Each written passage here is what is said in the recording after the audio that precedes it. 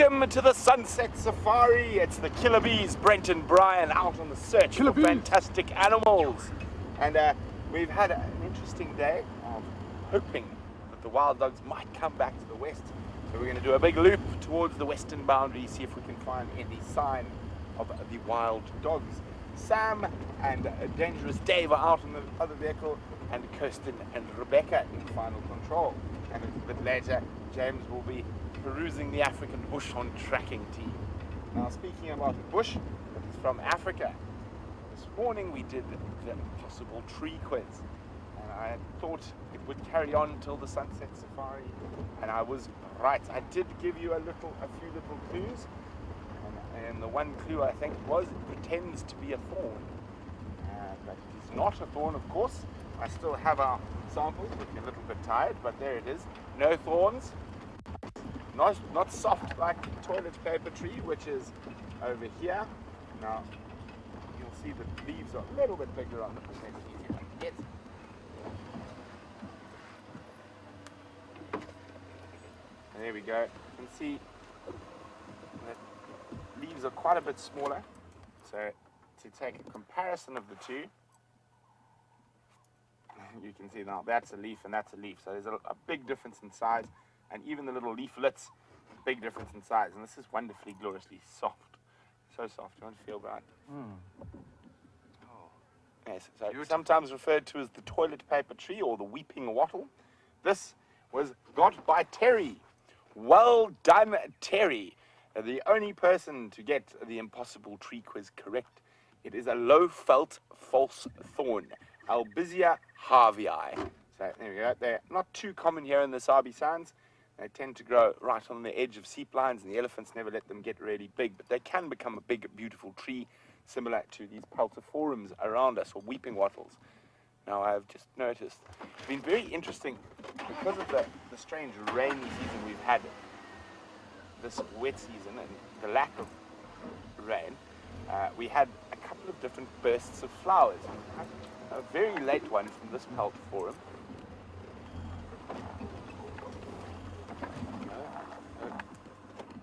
Have a look there, you can see there's some brilliant bright yellow flowers. And it's got two sets of pods. So there we go, you see the little green pod to the left of the flowers. There we go. Oh, the little fruit chafer beetle there. Crawling on the flower, it looks like. Very pretty little one, metallic in colour. Now they love these peltiforum flowers, and on the first flush we had hundreds of fruit chafers around them. And if we come out a bit and we have a look a little bit higher in the tree, you'll see the seeds from the last flush. So very interesting. So it's actually having two seeding sessions this year, with the second session being much smaller than the first.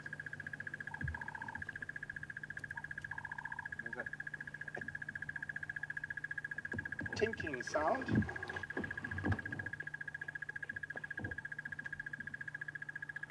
In the tree off to the left of us there.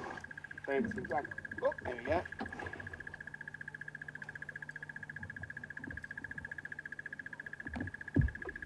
There we go, there's that, so you hear that constant tick, tick, tick, tick, tick, tick, tick, tick, tick, tick, tick, tick, tick, tick. To the right-hand side of the dead tree there. Crested barbet. A very distinct call in the African bushveld. That monotonous tick, tick, tick, tick, tick, tick, tick, tick, tick.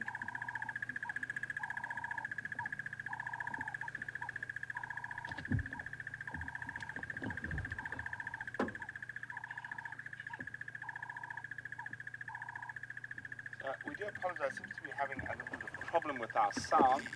Bryan is working on it right as we speak, while we look and listen, or maybe not listen at the moment, to the tinkering of the crested barbet. And let's leave the barbet to his calling and see what else we can come across. And again, another big well done to Terry on that, getting the impossible tree quiz, the low-felt false thorn, or bush-felt false thorn. Albizia harvii. Now, albizias are some of my favorite trees. Now, we don't get too many of the really big, beautiful, flat-crowned albizias here, but they are absolutely spectacular, and they just look like trees that leopards should lounge in. And I have seen in other parts of Africa a few leopards lounging in albizias.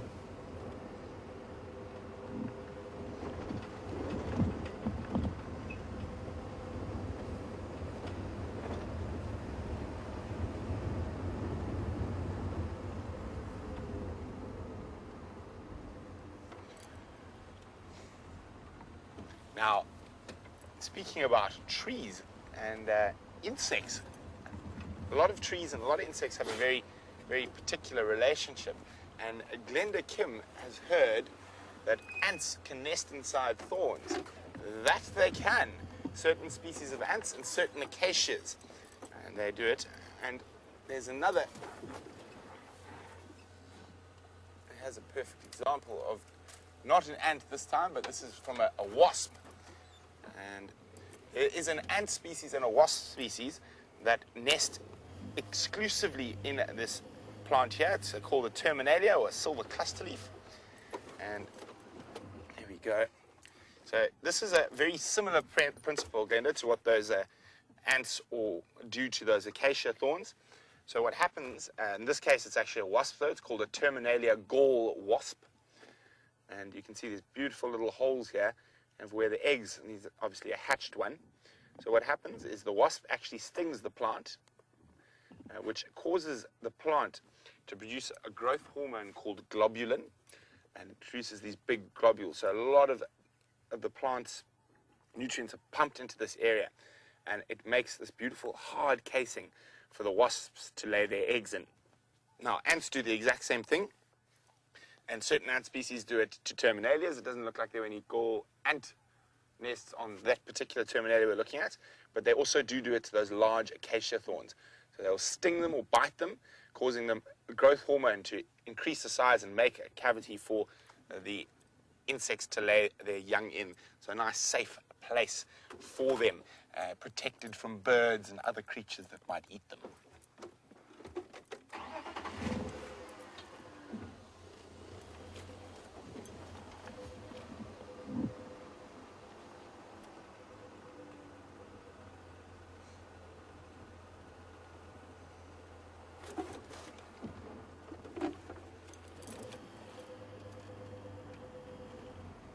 Oh, look what we have there. Let's get it. Oh, no, don't fly towards us. No, stop following me. Butterfly, away. There we go. Hopefully they land now. There we go. Now this is, you got them, right? Yeah, no, I lost them. Should forward a tiny bit.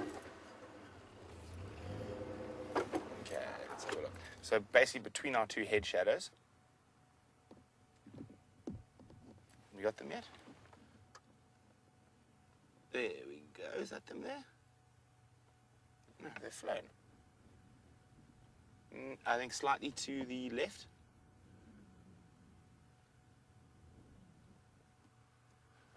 There we go. Is it? I think I'm being blind. Okay. Where's that stick? Let's have a look. There's the stick. Okay, so they should be there.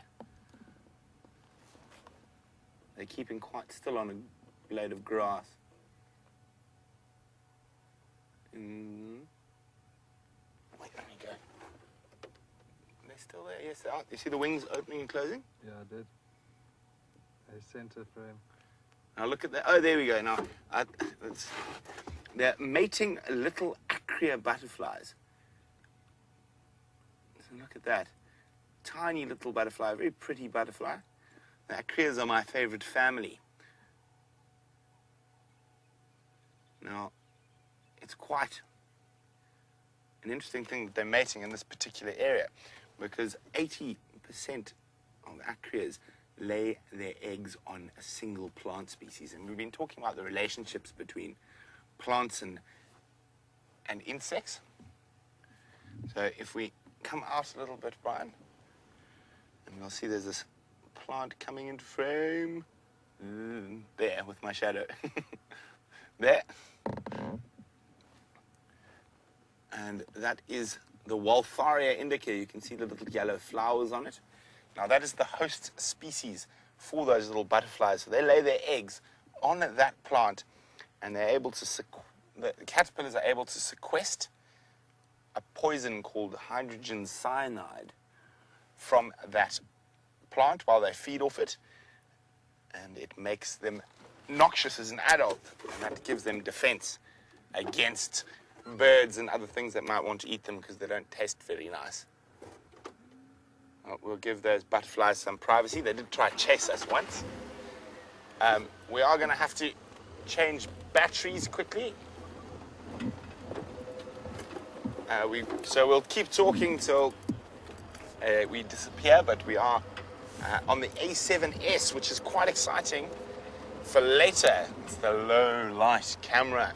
But while we see what else we can find out here and check for those wild dogs, let's go see Sam.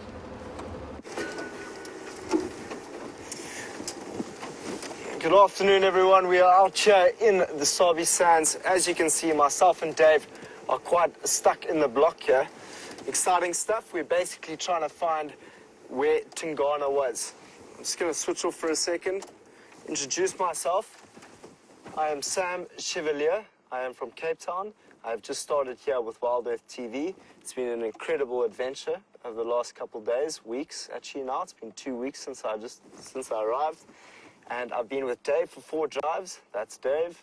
And it's been dangerous with Dave so far. We've had wild dog hunts. We've had lions going into the block. We've had issues with cameras. We've experienced it all so far. It almost feels like we've been working for a long time there, Dave. Yes. So it's very exciting to be back on drive with you all. At the moment, we're in the block, as I said, and we are trying to find Tingana, because apparently Tingana was on a kill earlier today.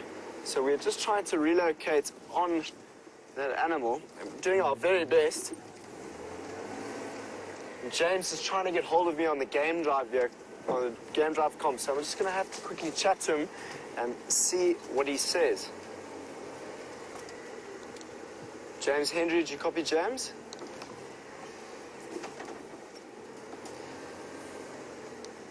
James, the location at the moment is just by a knobthorn tree, probably about 40 meters from the dam itself.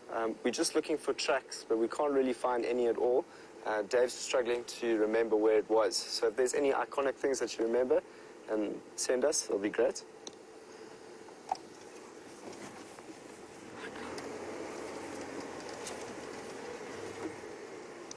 Copy that, James. We're going to head back down the drainage towards the dam. All right, everyone.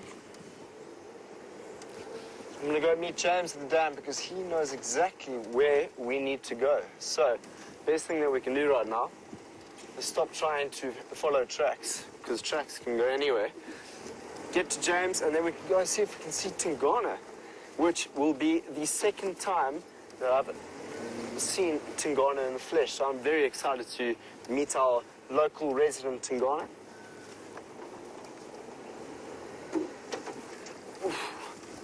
It's another hot day in the Sabi Sands.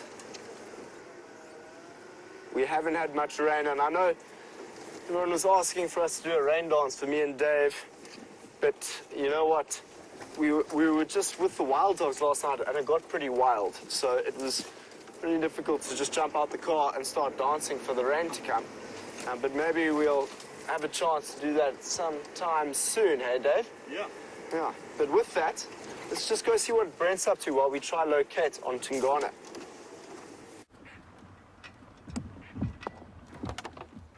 So we've got some dancing rollers in the sky. Here he comes, right towards us. Oh, look at that roll! Here we go. Look at that. I think they actually have a nest there. And they do display around their nests quite often. How cool was that? So there's how the rollers get their name. All the species do that. Oh, is he gone? Oh, he's a little bit to the left. A little bit lower. There we go. And a little bit to the left. It's feeding in the hole there. There's a nest. It looks like in the cavity of that tree. Now, more than likely displaying, because there could have been another roller near their nest, so displaying, saying, this is my area, away with you. I was almost at, oof, still upset. But that was so cool, we got him rolling right towards us. We often see it at quite a distance, so it was quite nice to be a little bit close when it happened. Here he comes again.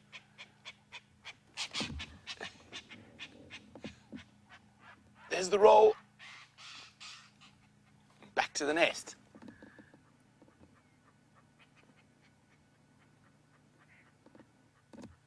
And you can see those incredible colors sticking out. Oh. He nearly got Bryan. Bryan thought he was off again. There we go. Nice camera work, Bryan. This guy definitely putting on a really nice display for us. Come on, one more roll before good measure, before we move on. Or not. Come on, roller. Show us what you're made of.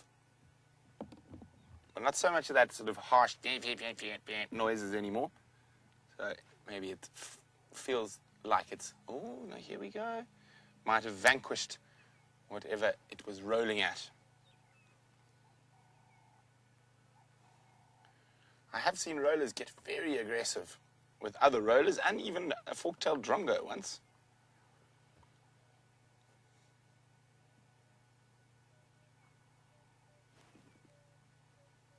But see, none of that loud, raucous calling anymore. It seems to have been happy with its efforts. Now, can we zoom in a little bit there, Bryan? Sorry, I just saw it opening its mouth. I want to see if it's doing... See how it opens their mouth like... That's very interesting. So, with birds, when they get hot, they open their mouth like that and they breathe quite heavily. Unfortunately, it's a little bit off the road. Otherwise, you'd see underneath moving at quite a rapid rate. And that is called a gula flutter. And it's one of birds' ways of cooling down.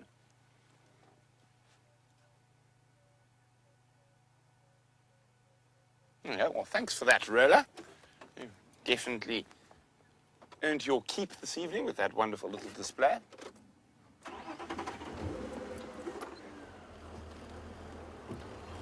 So we're on the western edge of Djuma, checking for tracks.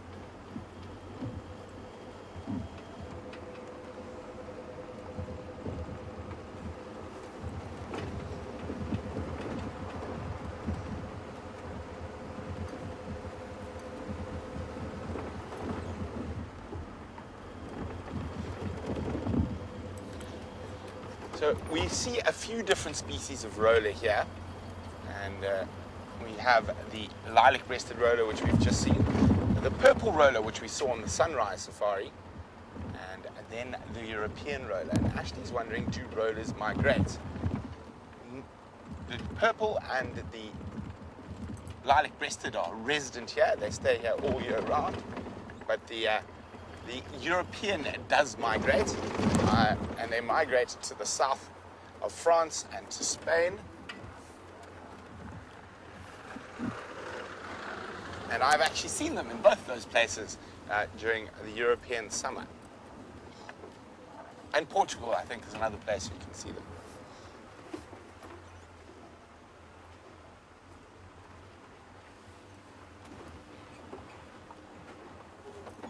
So we've crossed into Arethusa, and we're going to go check the northern boundary of Arethusa, see what's happening. There's always that little chance we can catch up with the beast that is called the Anderson male. I've only ever seen him once, and I would very much like to see him again.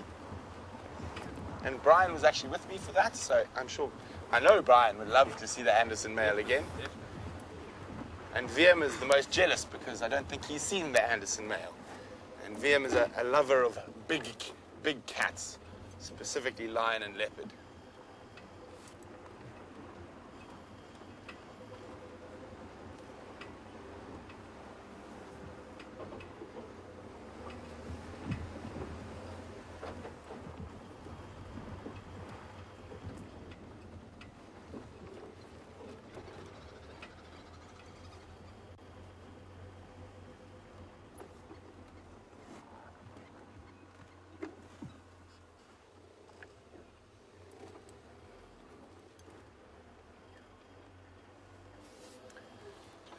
So we've just watched that roller do that incredible rolling display, and Monique, who's in London, is wondering, is it telling everyone to look how pretty I am, or how gorgeous I am, or is it telling rivals to go away? It's more for displaying against other pairs of rollers to try and ensure that they don't come into that area, specifically when they're nesting. So it's more of a territorial display than a look how pretty I am display. So they've got a nest there. He's already won the I'm pretty competition because he's got a nest and he's got some babies. So he's going for the go away display.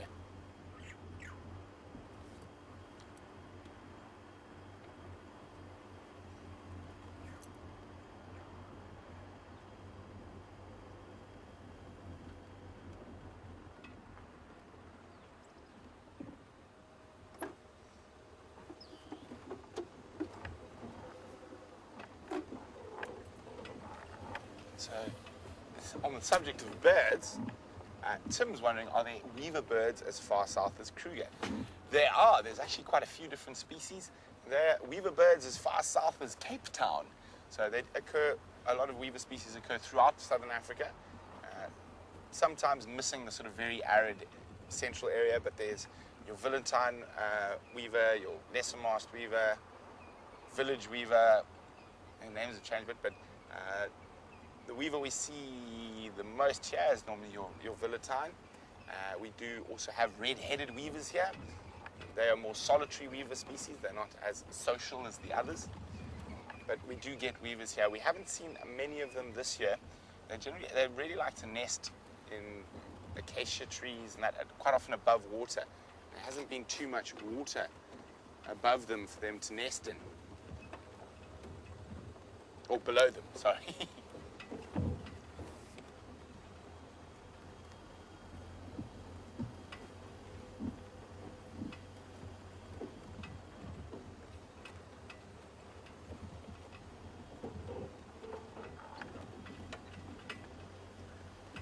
So while we continue to check the northern edge of our Arathusa traverse, let's jump across to Sam, who is with Tingana. That's okay. Good afternoon, Tingana. Look how beautiful you are. Second time I'm meeting you, sitting underneath a jackalberry tree in the shade. Just above her is her kill. Have a look just above her. As you go up the tree, you'll see her kill, his kill, is right over there. Look at that. Let's have a look and see how much of it has actually been killed. Jeeps, it's very difficult to see with the light behind, but wow.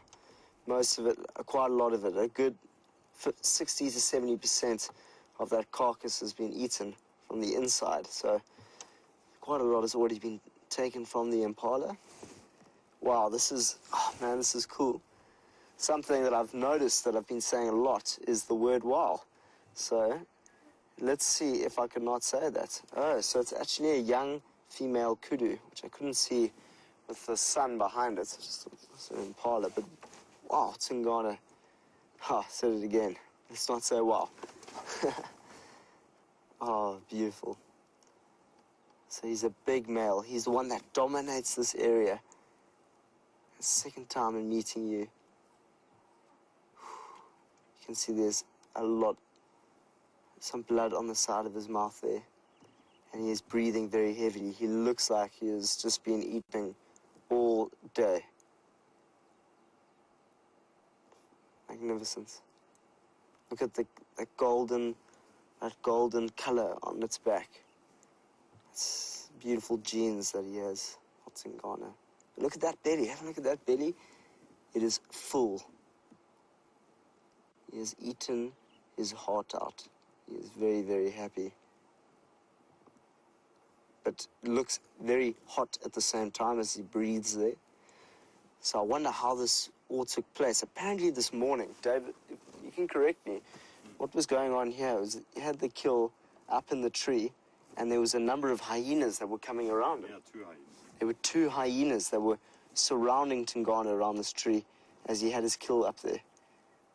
Wow, that must have been such an intense intense experience or sighting to have seen. I'm yet to see that hyenas running around a leopard when it's got its kill up the tree. But we just saw a hyena probably about 10 minutes ago. Is that right, Dave? It was about 10 minutes ago, just running around the block here. So it could very well come back a bit later to see if it can scavenge on some of the feed, the rest of that carcass that might fall down the tree a bit later, and see what they can get. Hyenas are opportunist animals, and if they get an opportunity to scavenge some food, they will do it. I can't get over how full you are, Tingana. Hey? You are not moving anywhere. Tingana's probably going to sit here for a while as it tries to get his breath back after eating so much. Jeepers.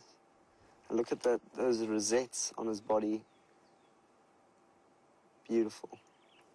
Almost looks like a whole bunch of flowers. If you look on his stomach, you can see this on his stomach. It looks like those rosettes look like a beautiful flower. You know, flowery, beautiful animal, Tingana. I've had the great pleasure of meeting Karula. I met Karula and 2 cubs, which was fantastic. If I'm not mistaken, Tingana is the father of those 2 cubs.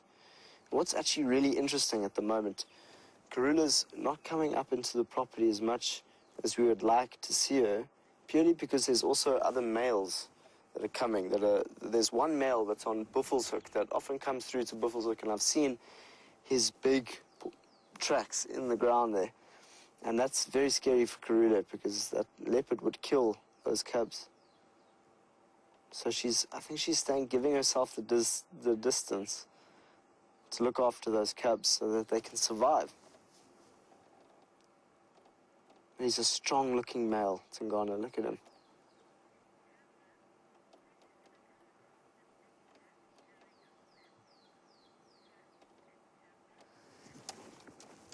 Cat in Tampa is asking whether I have ever experienced a cat while walking in the bush.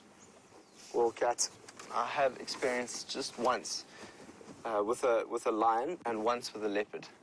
Once I had to do long walks. I had to walk for 7 days in the bush on my own, and it was the most incredible time in my life, where I had to learn how to be in that wilderness and to understand what it's like to be with hippos and monkeys and baboons and leopards and everything, because each animal plays its own role in the ecosystem, and you have to be aware of its kind of characteristics and behaviors so that you can walk through the bush. You know, you're going to, when you go towards a watering hole, you're going to be very, very aware of the hippo that might be just in the bushes behind it, because a hippo and water it's dangerous. The hippo will try and get to the water. That's where it feels safe. So with a hippo, you've got to be safe. You know, with leopards, you are normally walking through the bushveld and you're tracking it, and it's very, very thick, and then suddenly you see the leopard. The leopard will sometimes growl or mock charge, and then it'll run away. So very scared when they see the humans. Most of the time, they run away. But the encounter that I once had, Kat, was a really, really incredible experience when I was walking the deep south of the reserve I trained at, and I was just following tracks, and I found these big male lion tracks, and wow, and I just thought, jeepers, this could be the first time that I encountered lions on foot. And there were 2 sets. There was a set on one side of the road, and there was a set on the other. So I realized at that point that there was 2 big males that were walking the property, and I wasn't aware of these males because I knew that the ones that were on our property, which were the Mjingilans, were sitting by the Sand River, and I was in the deep south, far away from the Sand River, which is one of the main rivers that goes through the Sabi Sands. That's why it's called the Sabi Sands, is because of the 2 rivers that meet, the Sabi River and the Sand River. And I was far away from the Sand River, and I found those tracks, and I looked and I felt where the wind was going, because I didn't want to walk into the wind. If you walk into the wind, then they can't smell you, and they'll get a fright, and it's not good. So rather follow the wind, so the wind's going with you, and they can smell you first from a distance, and then you can have that distance. Distance is very important when it comes to being on foot with animals. And I came across 2 male lions as I walked around the corner, and it was a very, very, well, it was so quick, it went over very quickly. But I got a big fright when I saw those male lions. They had a growl, and then they ran into the deep south and never saw them again. So that's my cat. Those are my cat's experiences. In Tingana, I'm still so excited to meet you on foot.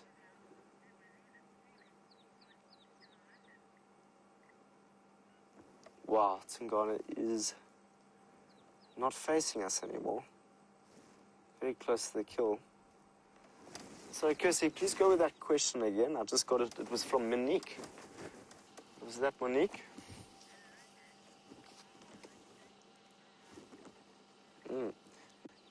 Monique, indeed. The hyenas are very well. They're very well indeed somewhere around here. So they're actually walking around. We just saw them, didn't we, David? Probably about 15 meters from here. We saw them just walking through the bushveld here, and they could. I actually hope they do come back, because we'll have an interesting interaction between the male leopard and the hyenas. So I'm pretty sure they'll come back if we're patient. But this morning I heard it was such fun, hey? Well, interesting interaction with those hyenas and the leopard. I'm very excited to see something like that. Hopefully we'll get to see that again together. But I've had a very special few days. And this is now a leopard I've seen. In the past 3 days, we've been with wild dogs, lions, and all sorts of predators. So it's interesting to now be with one of the most secretive leopards here in the bush.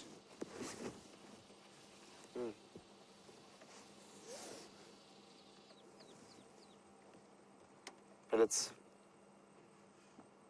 fascinating just to sit down and listen to the types of birds that are going to be playing their beautiful songs around here. And when those birds sometimes meet the leopard, it will change its whole tone. The song will become an alarm, and it'll tell the rest of the bush that something's around here.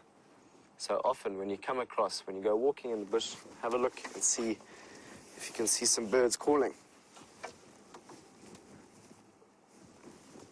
Wow. So let's have a little look at the kudu that is in the tree here. As we said, there's still quite a bit left of this kudu, this young kudu that's stuck in the tree. So the hyenas will most definitely come back to see what they can scavenge off this carcass. And what's interesting here is that it's a kudu. And what do we know about kudus? Kudus are very secretive animals, and they will be walking through the thick drainage lines and past the thick trees to see if they can get away from any predators that are there. So this kudu didn't manage to get away from the grips of Tingana, but have a look at that tree and the silhouettes with the carcass in the tree. It's just unreal. And there's the king Tingana, who knows this bush so well that will be secretly going through it and finding the nyala and the kudu that will be hiding behind the bushes, where they think they can't be seen, but Tingana knows best.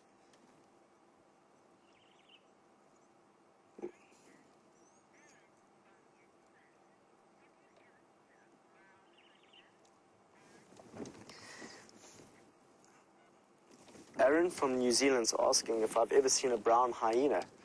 No, Aaron, I've never seen a brown hyena. I'm really looking forward to that day that I get the opportunity to sit with a brown hyena, because I think they're such interesting looking animals. And their social structure is just a little bit different from the spotted hyena. And it would be fascinating to see them. I'll show you a picture of the brown hyena quickly, just so that others can see what it looks like and how different it looks to the spotted hyena that we get here.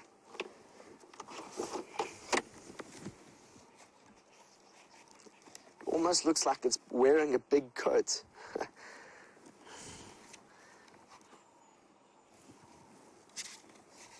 Hyena.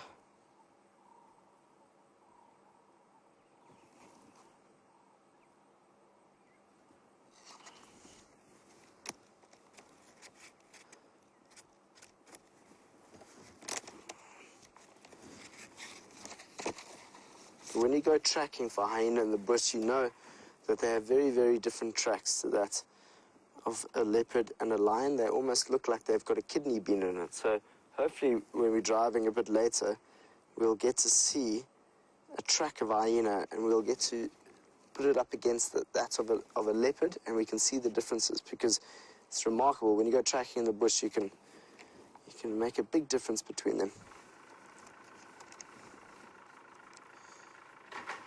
Oh, here we go. I've just found the brown hyena. There it is. So it almost looks like it's wearing a coat. Have a look at how different it is from the spotted. Just so that you know what the spotted looks like. Ooh, that's the aardwolf. Spotted must be over here. That is the spotted hyena. So that's the one that has been running around with Tingana this morning, and there's been one running around this afternoon. So hopefully one day we'll get to see the brown hyena, which will be fascinating. But Tingana, let's talk a little bit more about Tingana. Let's get to know you a bit better. What is the territory that Tingana holds? He's the big male resident of this area. He's challenging all the other males. So how they work, the male leopards, is they hold a big territory, and they have a number of females that will sit in that territory. So as we spoke a little bit earlier, I said that there was a leopard called Karula. So most of you know Karula. And Karula sits in his territory, and that's why the cubs are okay in his territory. That's why he'll be able to look after them. So Karula will do her best to stay in this territory and not like yonder off somewhere else with her young cubs. And so it's really interesting to understand that dynamic of how the male leopard has a number of females in its territory and looks after it, and he'll go around all night scent marking the whole bushveld, saying to other males, "This is my territory. Don't come into my territory. This is mine." So it's very interesting when you start learning and understanding the way in which the natural world works. But with that, let's just go and see what Brent's up to. We'll sit here with Tingana and see if some of those hyenas come back.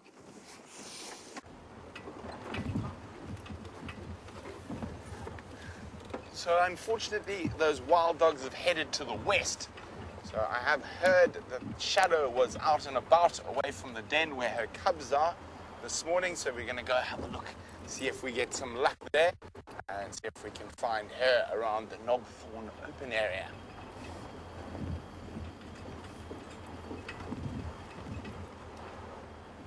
Bryan and I have had some good luck in that area before. It was the spot where we first saw and filmed a serval.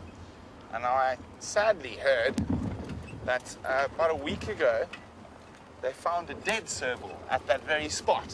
So I hope it wasn't the one we saw. They said it looked like it had been killed by a leopard. And I know that Shadow has killed a serval before. Did you see that, Bryan?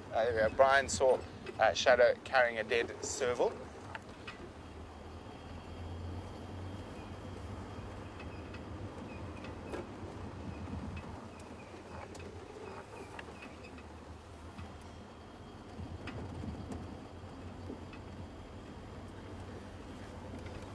So Kathy is wondering, have there been any sightings of Djuma?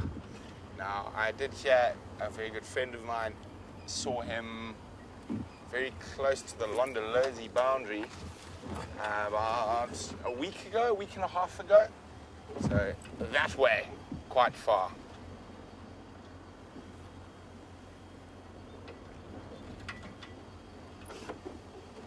Turning into a very nice looking young man, Mr. Djuma.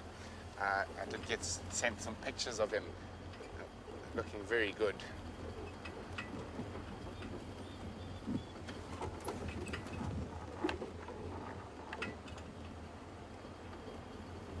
So we're coming up towards the Knobthorn open area now, so we're going to start checking more carefully for tracks.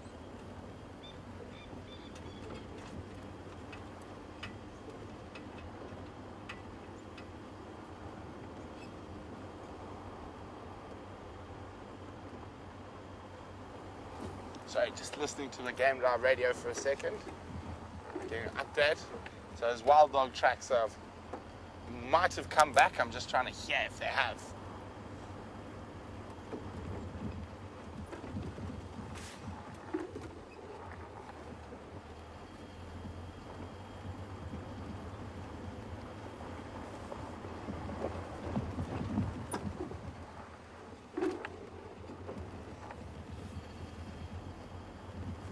Oh, well, listen up for that update. Hopefully they do come back. In the meantime, we're going to continue through to the last position of shadow. Quite exciting. It's only about 2 weeks so the cubs are going to be old enough to view. So very exciting to be able to go see those cubs in not too long a time.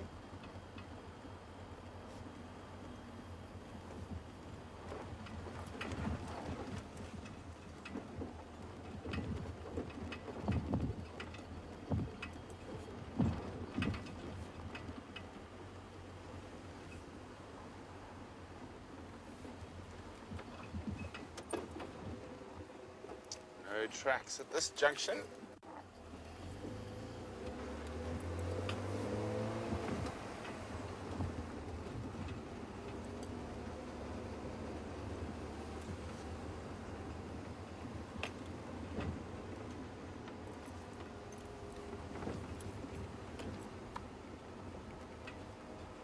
So just turn that down, very loud game drive radio.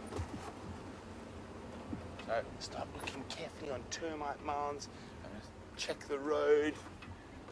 Hopefully she hasn't moved too far.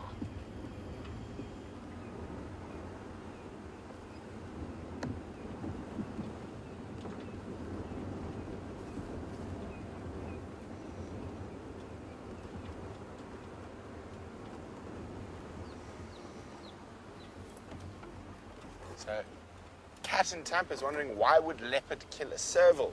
It wouldn't be a threat to them, surely. Would they eat them? If they were very hungry, yes, they most certainly would eat them, but it is another predator, and most predators will, if they are bigger, will take any opportunity to kill any potential. It's not so much as a threat as competition. Although a serval does generally eat much smaller things, they will share some prey species with leopard, like guinea fowl and francolin. But it is very sort of stock standard predator behavior to get rid of any form of competition if they're able to.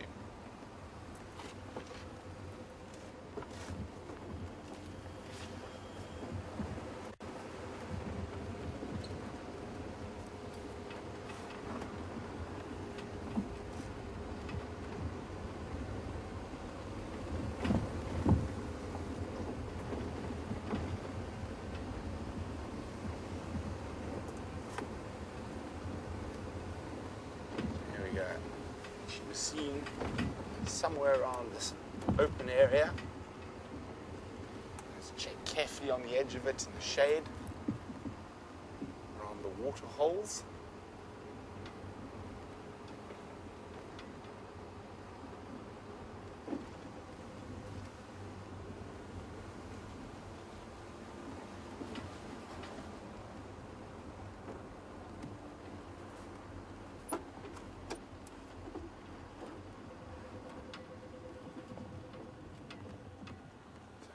Here yet. Let's check for tracks.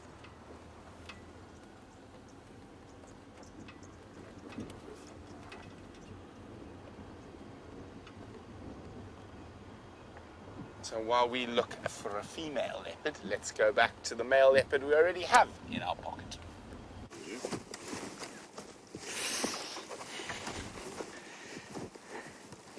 How exciting is this, guys? We are sitting with Tingana's getting up, or it got up for a second, just to give us a better position. Hello, Tingana. So, if everyone's just joining us now, we've been sitting here with Tingana for the last 20 to 30 minutes. It's been very relaxed. He's been sitting here in the afternoon shade. It's a very, very hot day today. There's crested francolins that are moving around him, which I thought they would be going crazy. Beautiful birds that have a white stripe. Have a look at the white stripe on little francolin over here. There he is. Oh man, how's it going? I thought that this crested francolin would be going crazy because there's a leopard right here, but it's not. to my surprise. Maybe it has absolutely no idea what's going on. Do you know what's going on? Do you? There's a leopard right there. But then again, Tingana isn't too worried about having a little snack like a crested francolin when it's got a massive kudu, young kudu in that tree. So we can't really see it because the sun's right there. As the sun comes down, back past the tree, we'll be able to see it, have a better visual of the young kudu.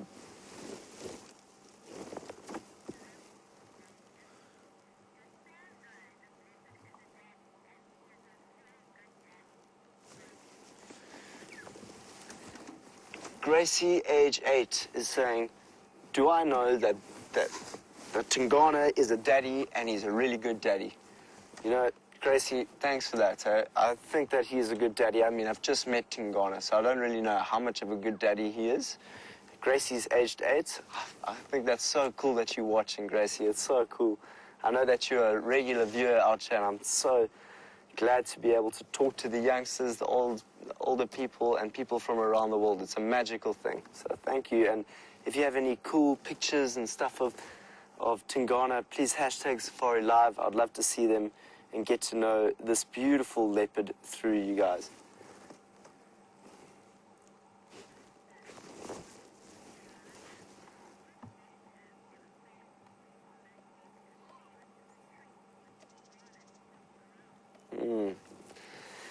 Monique in London's asking, would vultures ever come in towards this kill site and start eating the kill with Tingana involved? Well, yes, they would. If Tingana was around and he saw the vultures, he would definitely do his best to chase them away. But if the vultures smelt the carcass in the sky, they would come down and start feeding as much as they can before they were chased off by Tingana. Tingana will definitely defend his kill where he can, and maybe that'll happen.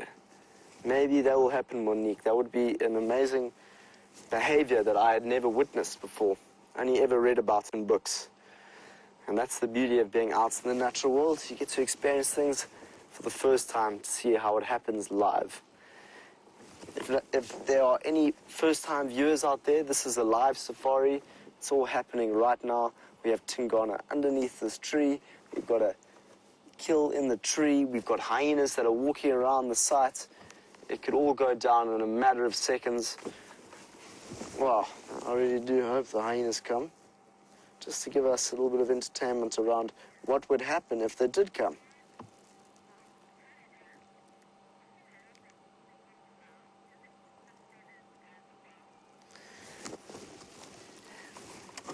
Sandy in Canada is asking, if a leopard was to eat a guinea fowl, would it eat all the feathers? Indeed it would. You know, it obviously doesn't make for the best tasting, but if you notice within any type of animal's scat, you'll see what's in the scat and you'll find feathers and fur. Mostly you'll find fur. The thing is that they'll do their best not to eat feathers because it makes it quite an uncomfortable eat, if you can imagine. So they'll try and open up the body as best as possible to get all the nutrients that they need from the body and leave what is left behind. But a guinea fowl wouldn't be a big meal for a leopard. Although a friend of mine was tracking the other day, he was just actually in his car, and all of a sudden a guinea fowl came running across the road and a leopard then jumped after it and nearly caught it. Imagine how cool that is. You're just going on a game drive in the evening, a guinea fowl jumps in front of your car and a leopard jumps after it right in front of you.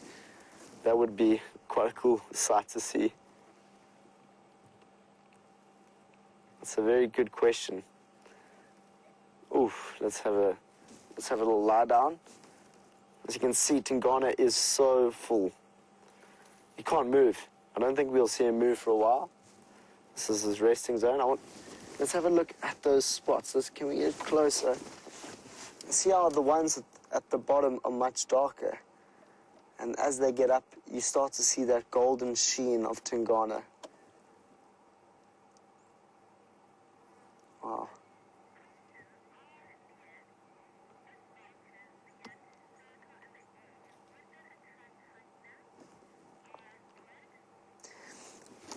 Our beard is asking if there were vultures in the sky circling, and if you can imagine, vultures will fly from many, many distances, and they can smell a kill from far, far, far away.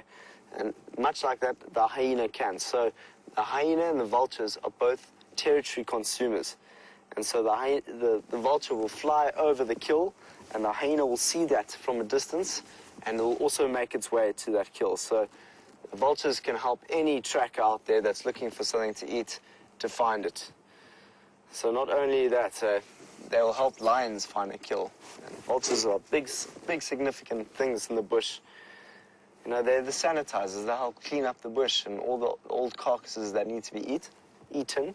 And there's a number of different types of vultures. Some vultures have different beaks that will eat different parts of the kill. So you'll have, I think it is the lappet-faced vulture. It is a big vulture that has very, very, very big and thick bill and will eat certain parts of the kill that most vultures can't. So it's quite an interesting dynamic when you watch the different vultures come into a kill and what, well, there's a hierarchy, of course. So the lappet face would then eat what it can, and then it'll leave, and then the other ones, such as the white-backed vulture, will come in and eat what it can. So it's remarkable when you start to see how things work in the bush and how a kill can relate to a vulture and a vulture can relate to a hyena. So everything is interconnected out here. Wow. He flicks his ears as the flies pester him.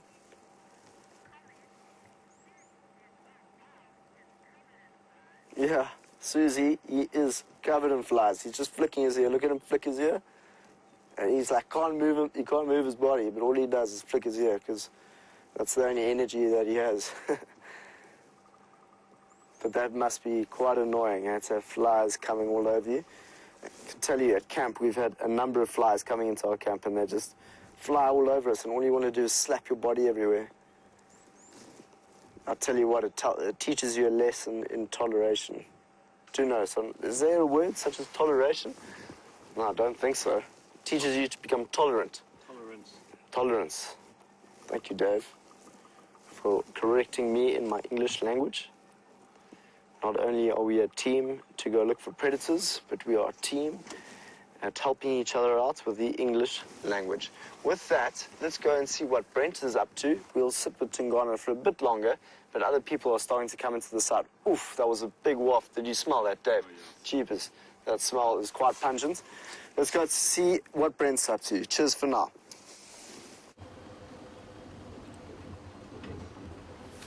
So we've seen a few tracks of Shadow. Her general direction seems to be to the east, so maybe even onto Djuma. So we're going to go move around now and just check up on the main access road that runs between Djuma and Arathusa. Still checking all the deep shade and termite mounds.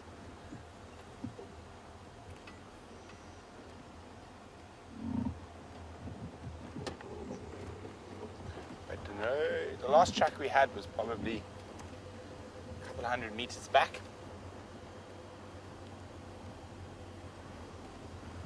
But if we get no luck here, we might go look for some elephants.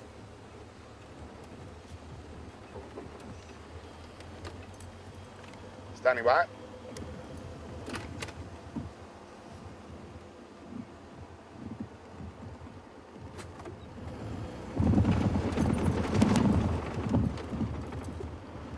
Copy, thanks very much, James. We'll do that. Oh, excitement!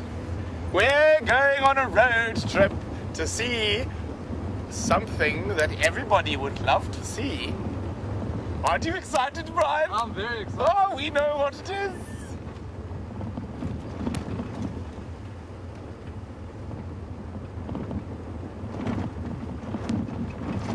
So we're going to race towards the plains of the Cheetah and see what is down there. I'm just going to talk to the Arathusa guys quickly. Stations, the last tracks of Shadow seem to be maybe heading back towards the Kaya. I'm going to leave the area. I'm going to head down to the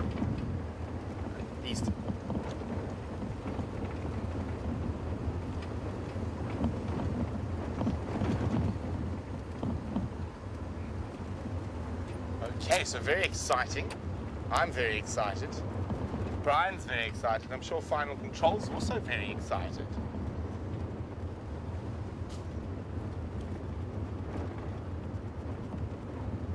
So we're going to start taking the long road to the east towards Cheetah Plains to go see what's there. And I know for a fact, after checking there this very morning, whatever was there was not there this morning. So why don't you guys try and figure out what we're going to see, and send through your guesses to the hashtag SafariLIVE on Twitter, or use the email address questions@wildearth.tv. While we get on the long, dusty road to Cheetah Plains, let's go back to Sam and Tingana.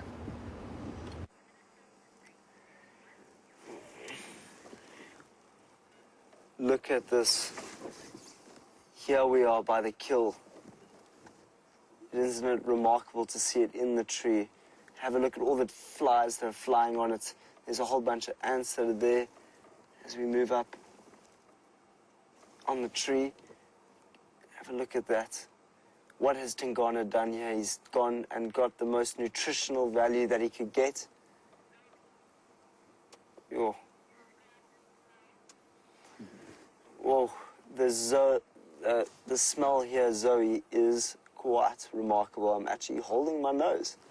Joking, I'm not holding my nose. I'm actually okay, I can do this. But it is a dreadful smell. It is a dreadful smell.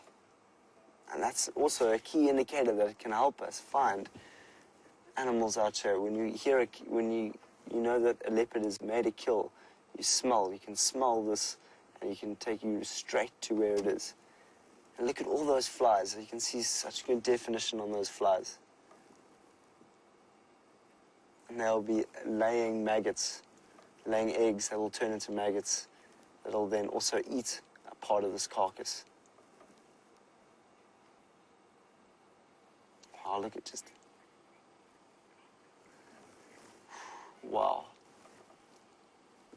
Dave, go close towards the neck there. Can you see those holes in the neck? Can you see? That's remarkable. That is where Tingana came and made his hit on this animal. If you just go slightly down there, you can see quite a big one. And you know, it's very clever what leopards do. They will go straight for that area because it makes the animal as silent as possible. Because if they make the animal make a lot of noise out here in the bush, it's basically an alarm call for all sorts of animals to come here and feed and get what they can. So the quieter they can make a kill, the better. Because you can imagine when they make a kill and it starts making a huge noise, the hyenas will be able to hear it from not so far, and he's in trouble straight away. So over time, the leopard has developed the understanding that it needs to make the kill silent as possible. Let's get a close-up on the kill itself. Wow.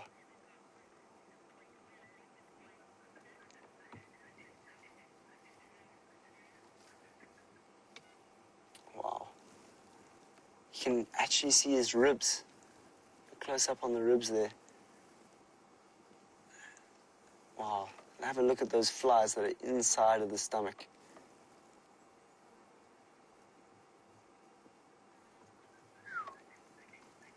As I said, the hyenas and the vultures will be the sanitizers of this bush. So whatever's been left over of this carcass will be eaten by either the hyena or the vulture.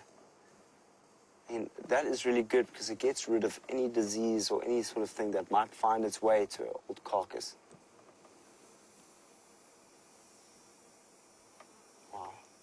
And it's lying in a jackalberry tree.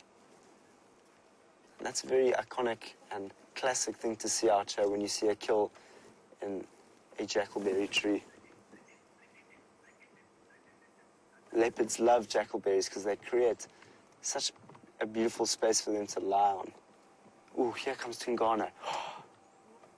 He's having a look. Is he? Oh, this is incredible. There he goes up the tree. Straight to the kill. This is the action that we wanted to see. This is exactly what... Oh, wow, look how beautiful you are. If you can screenshot this, Tingana right next to his kill, looking over the land in his jackalberry tree. Jeepers. That was incredible. I didn't even see that coming. Thank you, Tingana, for that excellent jumping skills up the tree.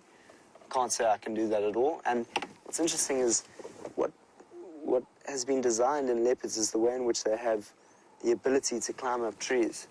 If you've noticed, cheetah can't do that. Have you ever seen a cheetah trying to climb a tree or a lion trying to climb a tree? It's much harder. Leopards are able to put their arms around the tree and climb it. But we were so lucky to get in this right position, right by the kill, that will then give us the opportunity to see this all unfold right in front of us. It's truly epic to be on SafariLIVE right now, to see Tingana with its kill.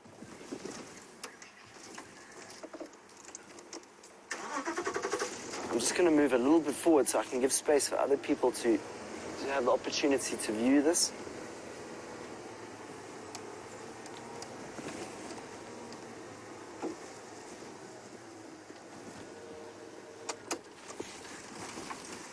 Wow, guys, this is so cool. I'm trying to feed. It's incredible that they have the power to be able to take something. Wow, wow. It's got its head. Take a look at this. Oof. I'm going to be quiet so you can hear the sound.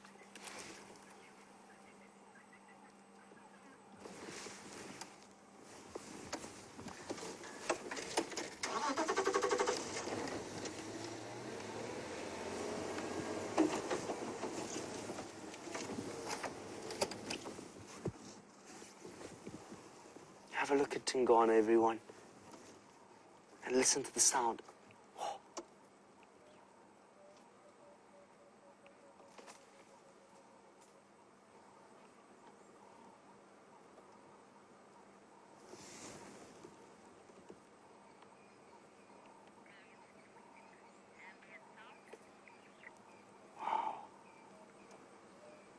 Why I want you to listen to the sound, you can almost hear the bones cracking on the side of the tree. You can hear the power of Tingana. Look at those paws. Strong, strong body. And you can still see he's so full. Look how full his stomach is.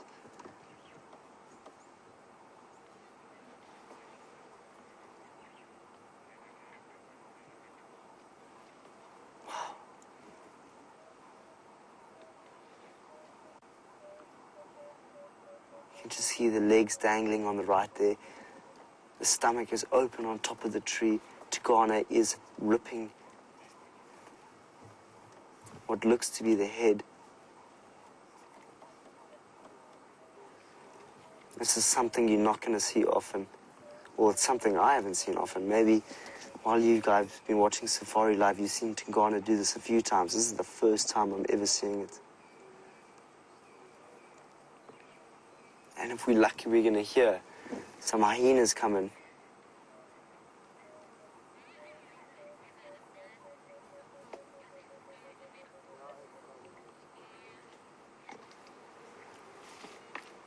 Our beard is asking, would a leopard ever abandon its kill?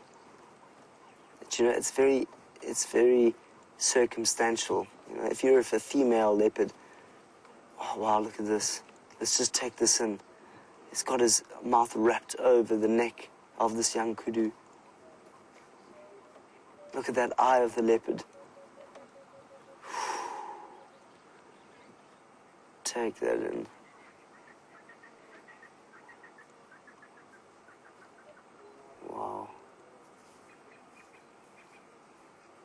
As I said, it's very circumstantial. Ooh, no, let's see. Oh, we got hyenas. We got hyenas. As I said, we have any opportunity the hyenas can get something to eat, they'll come. And here they are. As we predicted, they are underneath the tree. Well, it's one hyena beneath the tree. Tingana's still ripping.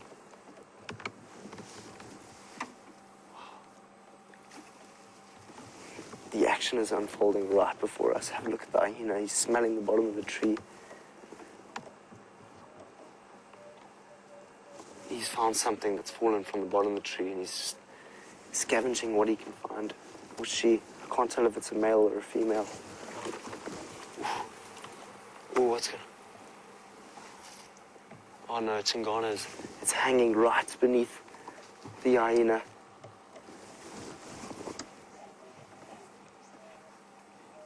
He doesn't want to drop. Look at him looking down at the hyena.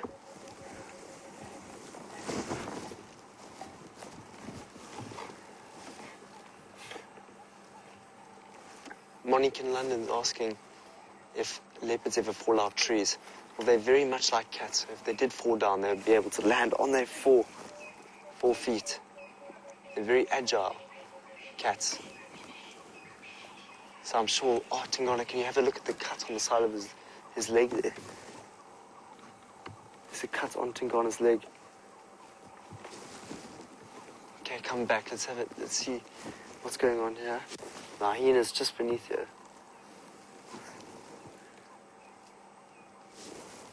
The kudu's head is facing it.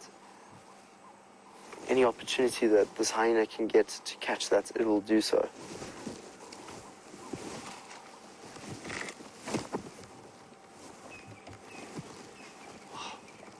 It's now starting to hang. This is unreal, everyone. This is a sighting I have never seen before. Look at Tingana. He's looking down at us in the tree.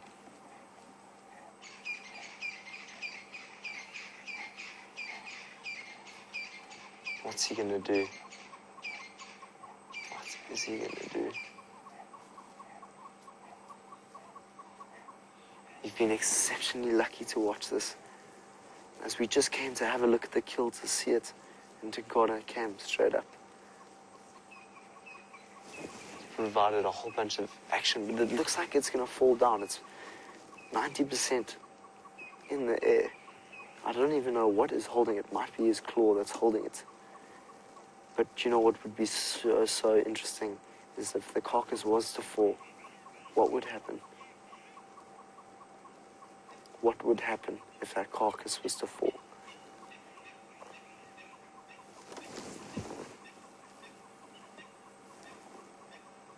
It seems like he's waiting it out.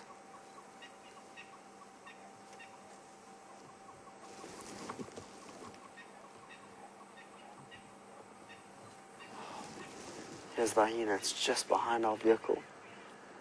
It looks like he's still trying to scavenge what he can.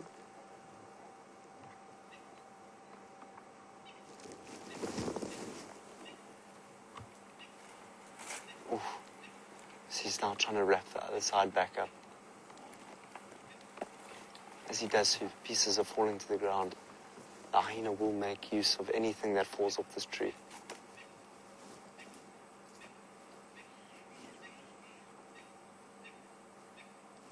There, as I said, he can see pieces falling down. The hyena's now taking what he can. This is an unreal sighting. Look at it swinging in the air there. Come get it back up there, Tingana. Ooh, it's gonna fall. Is it gonna fall? Wow. That's incredible. Listen to him eating. Listen to the sound of him eating.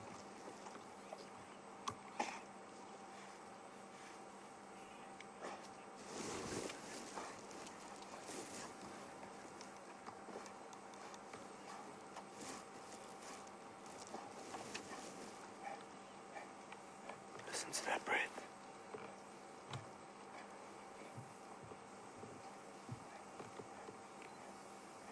He's tired now. He's very full and he's very tired. He's been trying to pull this carcass back up the tree. I don't know if you've just joined. We were sitting with Tingana while he was sitting underneath this jackalberry. Oh, and now the hyenas is sitting here, waiting for something to happen. Maybe something will fall and he'll be able to catch and eat and scavenge what he can. Just as I was saying, we were sitting next to Tingana. We just came to have a look at the kill and try and work out, just see what had been eaten, how it was killed. And next thing, Tingana just jumps up onto the tree and brings us such incredible entertainment. Wow.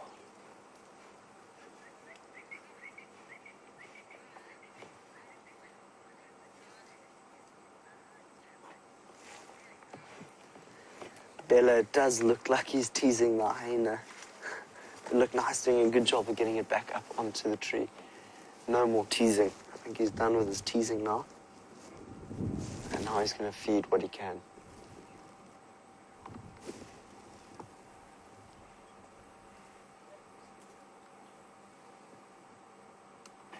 Remarkable. You can hear him feeding. If you listen carefully, you can just hear the sound of him ripping.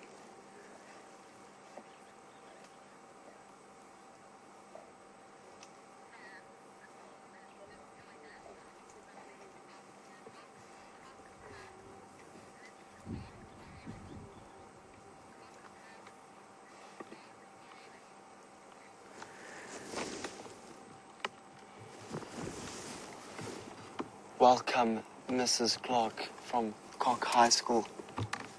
What?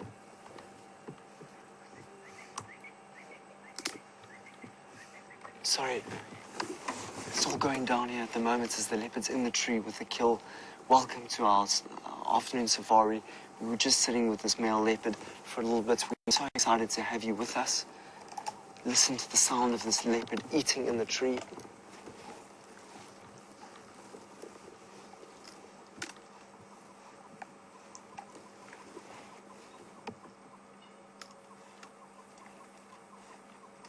Wow. You can actually see his jaws going over the kill and eating what he can. You guys have just arrived for all the excitement it's just unfolded straight away. You're just in time. Tingana was sitting underneath this tree. Tingana is our male leopard that lives on this reserve. We found him this morning and now we've come back to him this afternoon. There's a hyena beneath the tree, trying to scavenge what he can from the kill.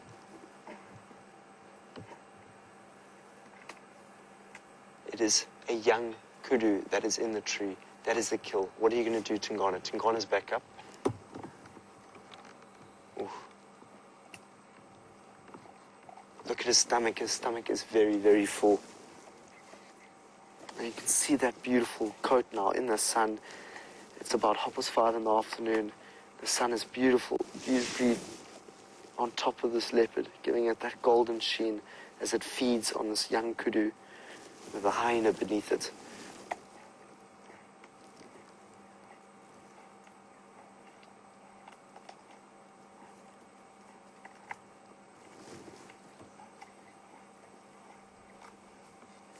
Wow, this is an unreal sighting. To the kids, have you ever experienced something and seen something like this? If you have, let us know what you know about leopards. And what do you know about hyenas? Because this is a very, very incredible sighting that you've come into. You can start to see how this ecosystem works with the hyena that's just beneath, trying to scavenge what it can from the kill. While we sit here, let's go and see what Brent's up to. Jeepers, my words have lost themselves in this action. Let's go see what Brent's up to.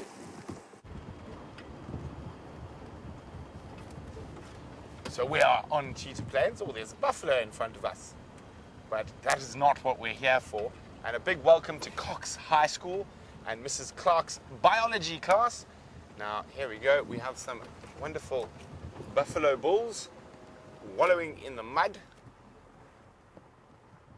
Hello, guys.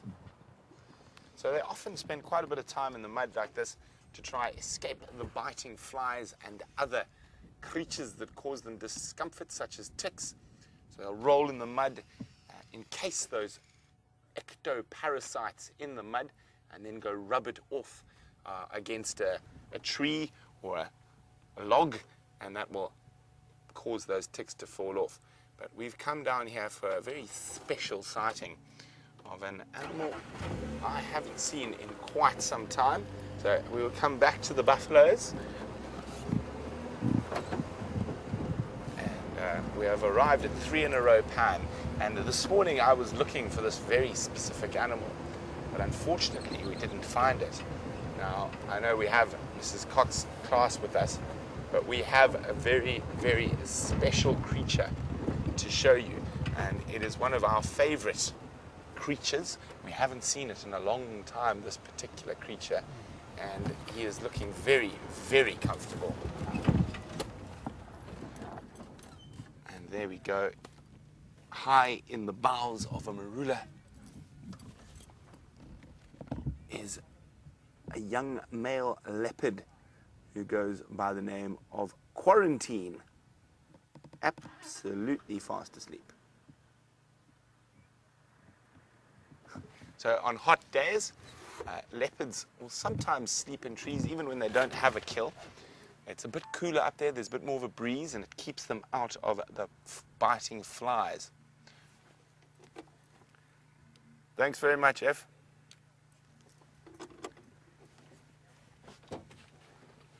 So Ephraim is the one who notified us about this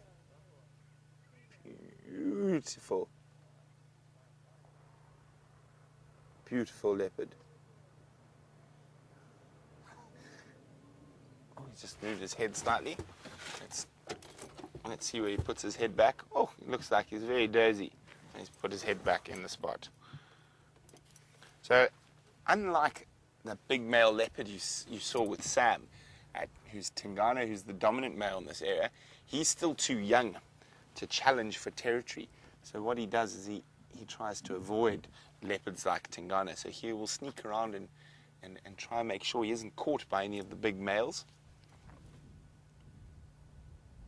Now when he gets to about 5-6 years old, he'll be big enough and strong enough to challenge for his own territory.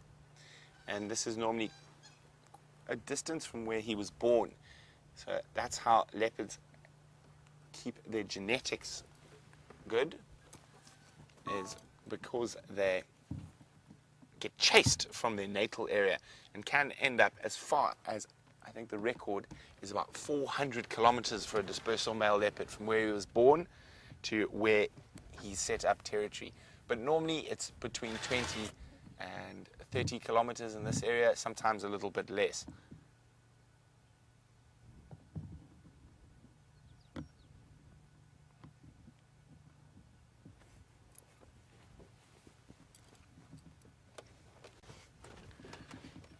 Well, Joe Kwan would like to know, how do leopards get gazelles in the tree? Well, the leopards we get here are not going to be lifting any gazelles, they'll be doing antelope. But they're incredibly strong. They'll hold them between their front legs and lift them vertically straight up. So basically run up the tree using their claws to sink into the tree, and they'll run up the tree.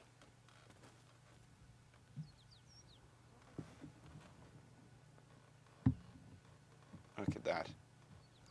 He is very comfy. Now, we've spent a lot of time with this male leopard over the years.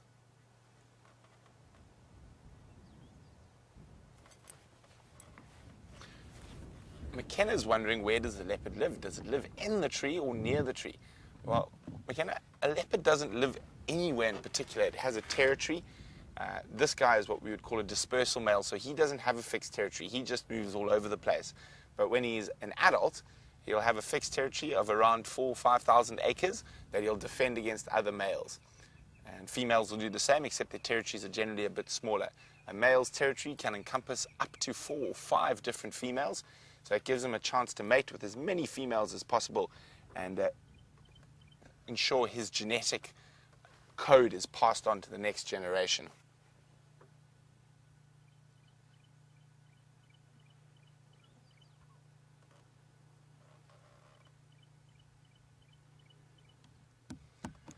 So this young male leopard here, and he's quite big for a youngster, but he probably weighs around 70 kilograms. I'm not sure what that's, under 200 pounds. I think it's about 180, maybe a bit less. Sorry, maths was never my strong point, but fortunately tracking leopards is.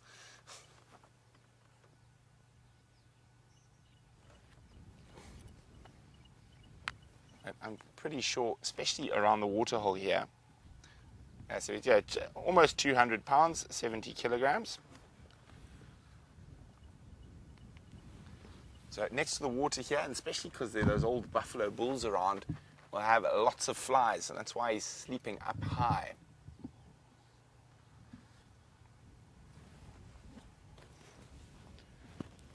Danny's wondering what is the water source for leopards.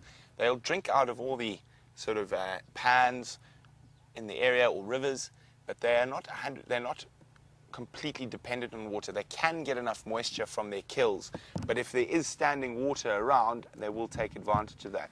And look at that. See how he disappears as we zoom out? There's a little mud wallow here that he will drink out of. There's a little bit of water on the far side of it.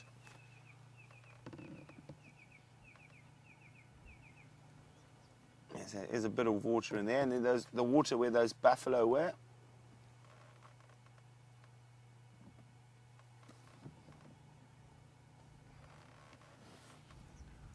So Courtney's wondering, how many kills does it take an adult male leopard in a month to sort of stay healthy?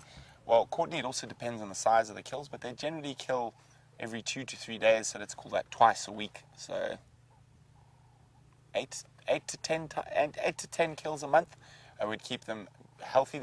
Some months they might kill a bit more, some months they might kill a bit less. So there's definitely peaks in predation where hunting's easier for them. One is the impala lambing season.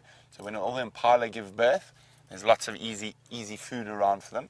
And the other time is coming up now at the end of the dry season, where a lot of the animals have lost a bit of condition because there hasn't been as good food around. It becomes a little bit easier for them to catch. So you probably find there are peaks during the year, or certain months where they will kill more, and certain months where they will kill less. They also have more success on dark, sort of cloudy, stormy, windy, rainy nights, when the other animals like impala's senses are affected. They can't hear as well, they can't smell as well. But he's looking very, very comfortable.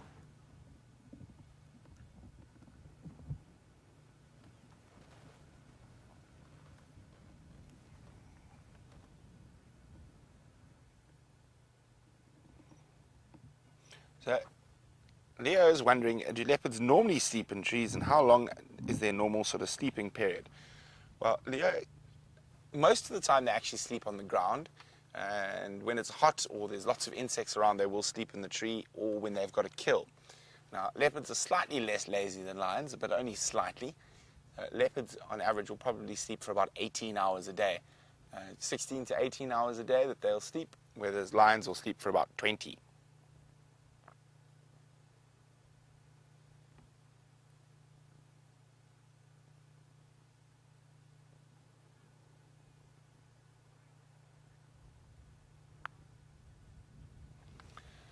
So Chloe's wondering if I'm ever worried about the animals attacking me.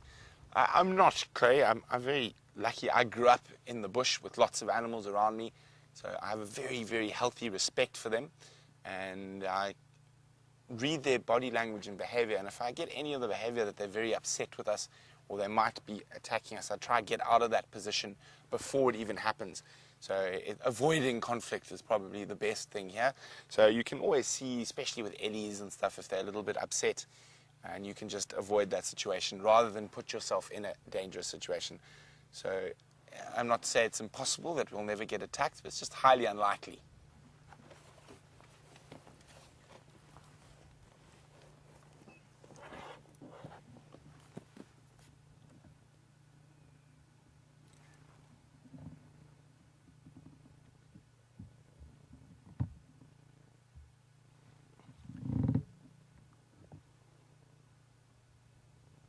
peaceful scene.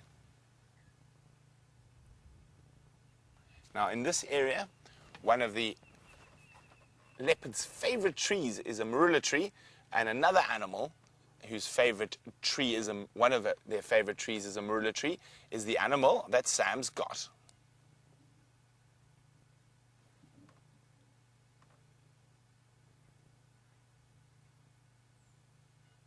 Sorry about that. It seems like Sam might have lost the largest animal in the African bush, but hopefully he'll find it again shortly.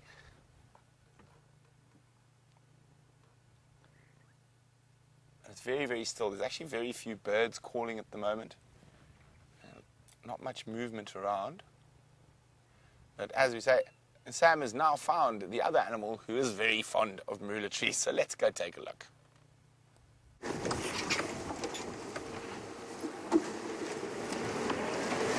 We have just had the most magnificent sighting with that leopard. Tingana, thank you so much for such an incredible experience. We are now following a big bull. The big bull wasn't very happy when he saw us, so I'm just trying to give him as much space as possible. But have a look at the size of this ellie that is on the road in front of us. You see, he's very cautious of us. Every single few seconds he looks back and has a look to see what we're doing. I'm going to give it a lot of space, just so that we can view him from a distance.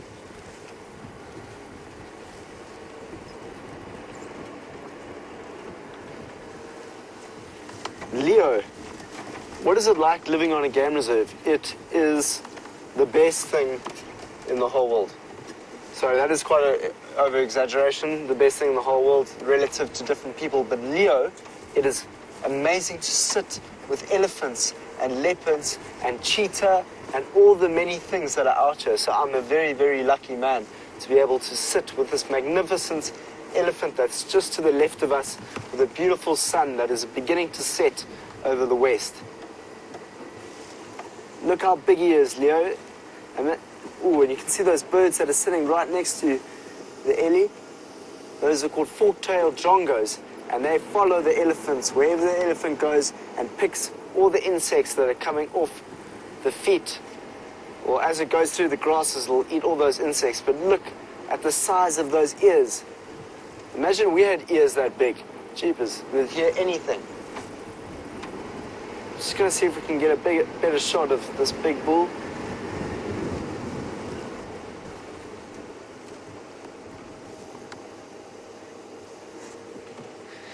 David, you're asking, do elephants normally travel in groups? David, they do. You often find them in big breeding herds, which is normally full of lots of youngsters and moms.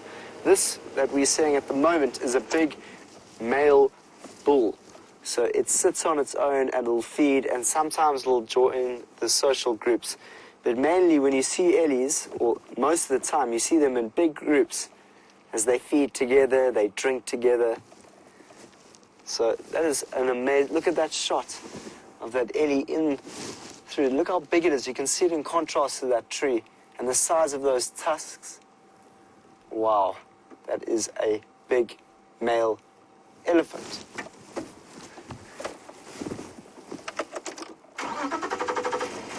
Let's see if we can just get a little picture of him as he eats. Watch how he eats, how he puts his big trunk around the branch and wrap his trunk around the branch and strip all the leaves and eat it. Hopefully we'll get to see that.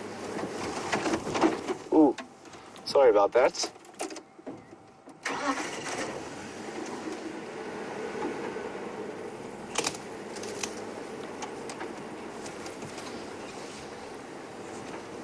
Wow. I'm not going to follow him too deep into this. You can see him heading over there. But he eats pretty much the whole day, Josh. Josh, he eats for about 22 hours. I'm not sure on the exact figure of how much it is that they eat, but they eat for 22 hours, basically, so they are constantly eating.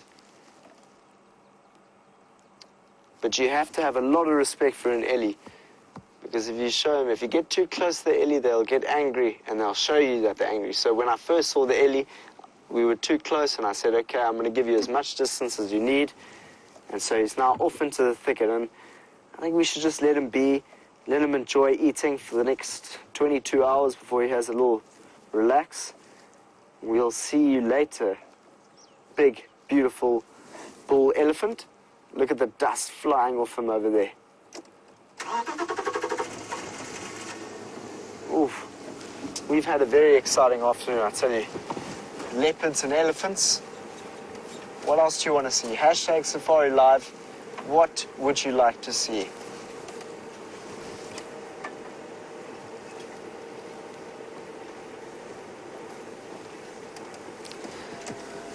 It was Tyrone. Tyrone, that is a very cool name. How much do they weigh? Well, they can weigh all the way up to 7 tons. 7 tons. That's very, very heavy. How much do you think this car is, Dave? Under a ton. So it's about Maybe half. a couple of these cars, or 2 of these cars maybe will be an elephant. And imagine that stepping on your foot wouldn't be too comfortable, hey Tyrone?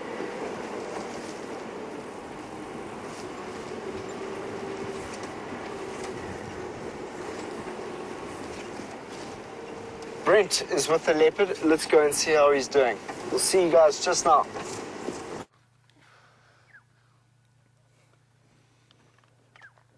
So all the leopard has done is move his head to the other side of the tree. And like most big cats, they do need to rest quite a while. As I said, about 16 to 18 hours a day for leopards.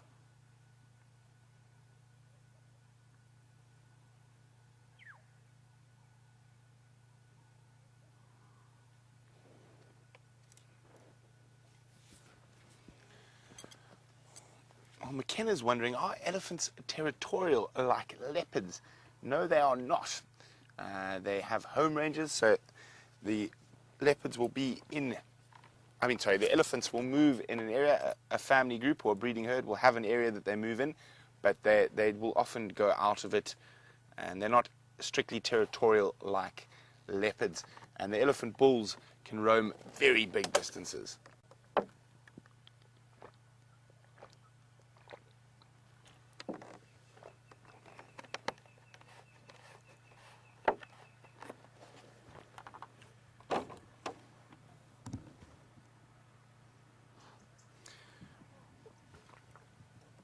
Well, Marie is wondering how I started my career in the bush. For Marie, I was very lucky. I was born to a bush family. My dad is a great lover of the bush and has been involved in the safari industry and wildlife industry for many, many years. So I grew up in the bush, in lodges in Botswana and South Africa. And once I finished high school, I sort of always knew I wanted to be in the bush, but for some strange reason, I decided to study law. That didn't work out so well, so I ended up back working in the bush when I was about 19, and have been in the bush ever since. So it was sort of a natural progression after growing up in the safari industry to just stay in the safari industry. And I've been very lucky. I've worked in some incredible places all over Africa: Tanzania, Kenya, Botswana, Zambia, Gabon, Namibia, Uganda. So all over the place, and there's still quite a few African countries I can't wait to visit. I have a hawk moth that is after me. Where's he gone? He flew away. He got away. It was a little hawk moth.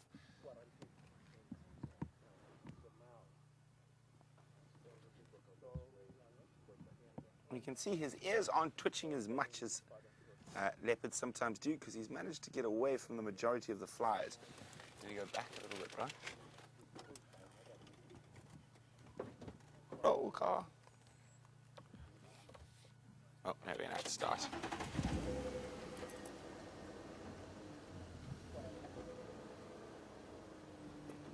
Now, that is a very comfortable looking leopard.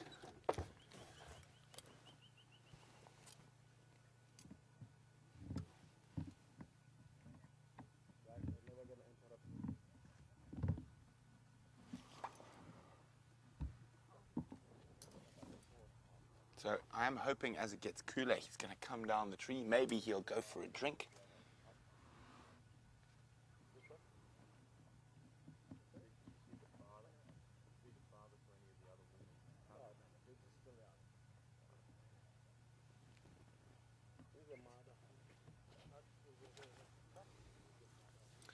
So leopards are opportunists like most predators, and Josh is wondering, do they hunt more in the day or at night?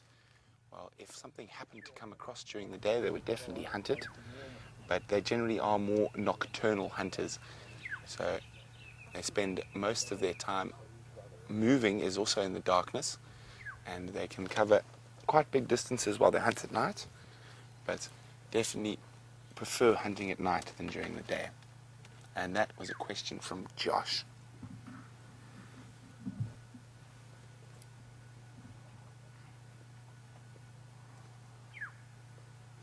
Now, it is an amazing evolutionary adaptation being able to climb as a big cat. It puts that chance to put their kills in the tree away from hyenas and from lions and other creatures.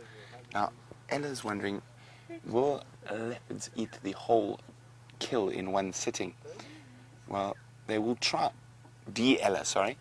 Well, Ella, they will normally start with the really good bits, the liver, the heart, the lungs, high in nutrients, high in minerals. And then after that, they normally start on the rump. Now, there are pieces of an animal that a leopard cannot digest, and that's the horns, the hooves, and the teeth. And there are also certain bones, and that will be in most gazelles, or not gazelles, an antelope that will be too big for the leopard to crunch up, so they will leave those.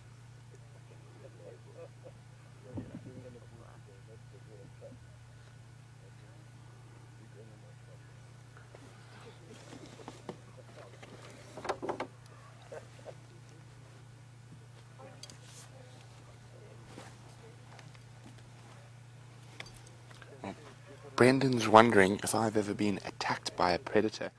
I've been charged by lions before and leopards, but generally, luckily, a good shouting changes their mind and they stop their charge. But I've been charged by lions quite a few times and by leopards a few times. But they've never physically attacked me or jumped on me.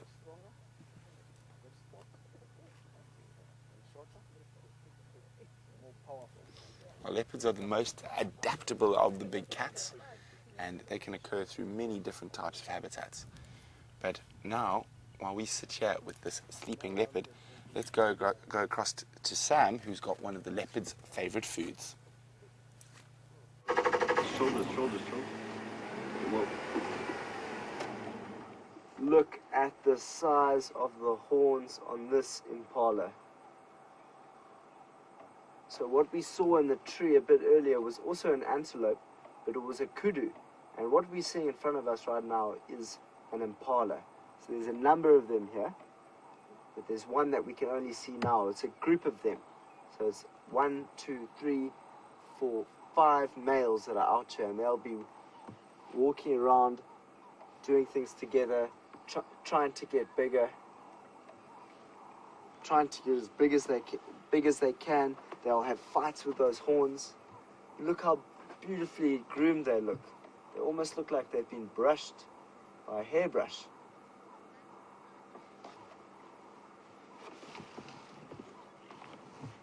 Isn't that magnificent? Look at them as they walk through.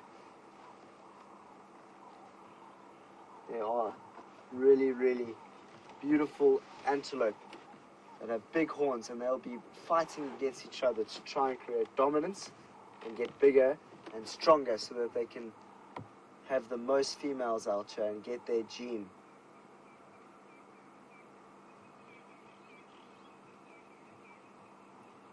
Wow, look at the size of those horns.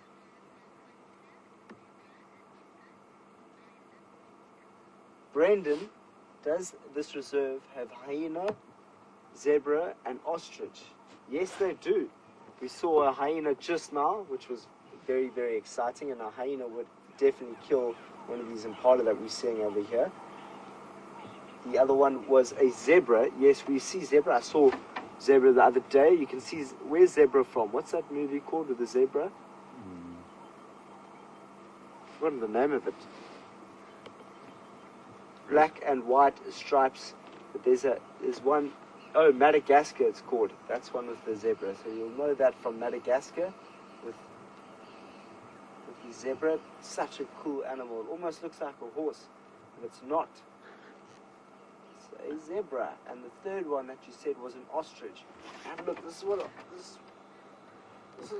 is what an ostrich looks like. An ostrich has a head like this. So imagine this is an ostrich over here. And it kind of has a little beak over there and moves around like this. Big body, and they run around, and it's so cool to watch ostriches run. So hopefully, if you watch SafariLIVE one day, well, you might be able to see it, because we have now got territory where we can go to, where we can often find ostriches, which will be very, very, very, very cool. But here we were with these impala. So what we saw earlier, which was the leopard, will want to kill and eat these impala and also put them up in trees.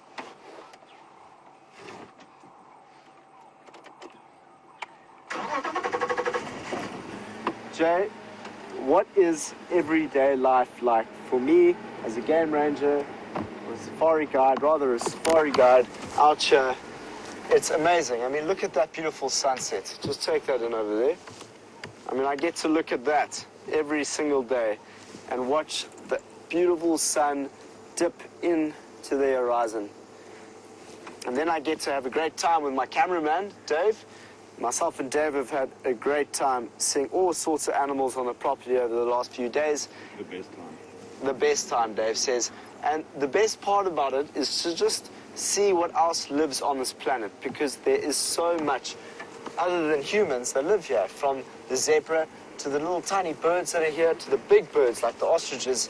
So it's amazing to be able to learn and see life that exists other than humans. So I'm very happy over here. Very, very happy.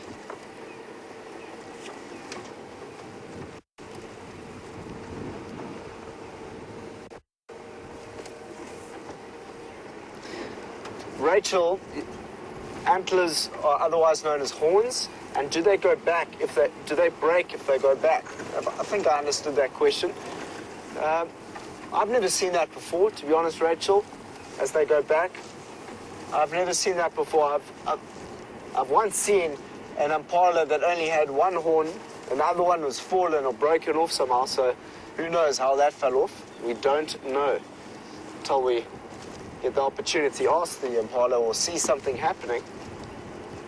But good question, Rachel.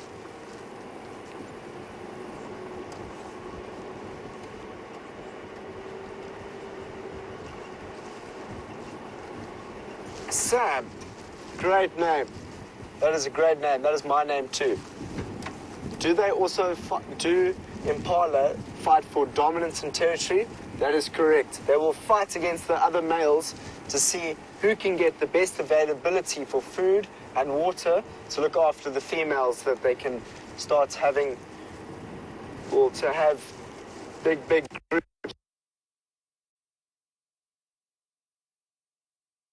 The November season, in the rainy season.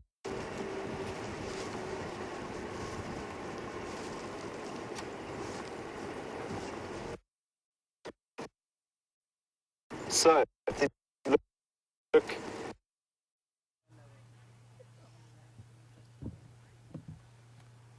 So welcome back. We're still sitting with this young male leopard, waiting for him to hopefully come down. Now, leopard, or the ancestors of leopard, have been found in Africa and Asia, and the oldest fossils of a leopard-like animal are from about 3.5 million years ago. So it's taken them quite a while to evolve into this almost picture-perfect predator that it is now. And the modern leopard evolved about 500,000 years ago in Africa, and then moved across through into Asia and spread its range about 170,000 years ago.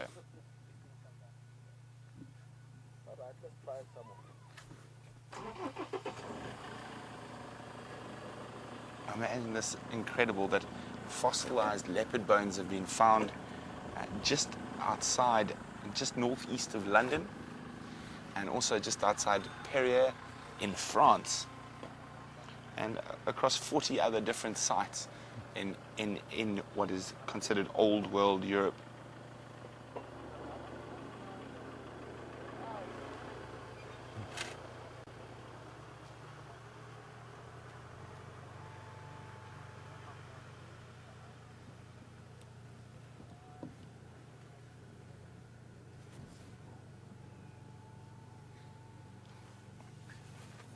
So McKenna's wondering, does the engine noise ever startle the animals? Occasionally it does, but as you notice there, he didn't even open his eyes when that other car moved off. Now, he's been around vehicles since he was a tiny cub. So this particular leopard is very, very relaxed around cars.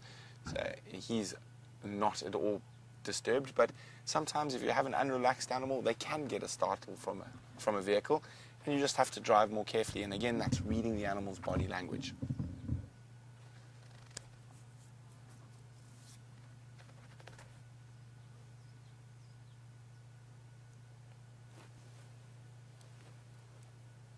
Let's just try and change the angle up a bit, see if we get a better view from the other side.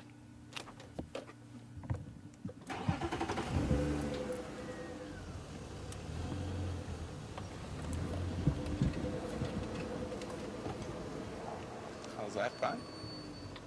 Good further? Good. Oopsie. So Sam's wondering, do we ever introduce new species or animals into the reserve? We would never introduce a species that didn't occur here naturally, Sam. And this is a part of an open system with national parks. So only animals that would have occurred here that have maybe been removed by humans can be reintroduced. And over the years, there have been a few reintroductions of... I'm trying to think now. What was the last? Wildebeest. The wildebeest numbers took quite a plummet due to lots of outside reasoning a few years ago. So they did bring in a couple of hundred wildebeest. And I'm trying to think what else. I think that's the last thing that was brought into the reserve. Sometimes we also do, the Sabi Sands will catch and remove animals. With this drought that we're going through at the moment, they've caught a bunch of hippos and moved them elsewhere. But generally, we don't interfere too much. We just let nature take its course.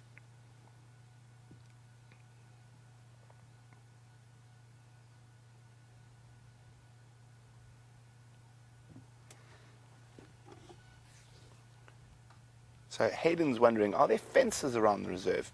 So Hayden, there's a sort of a western fence line, a northwestern fence line, and then a southern fence line, but there's no eastern fence line. So there are fences between the reserve and the local communities that live just outside, but between the Kruger National Park, there's no fence.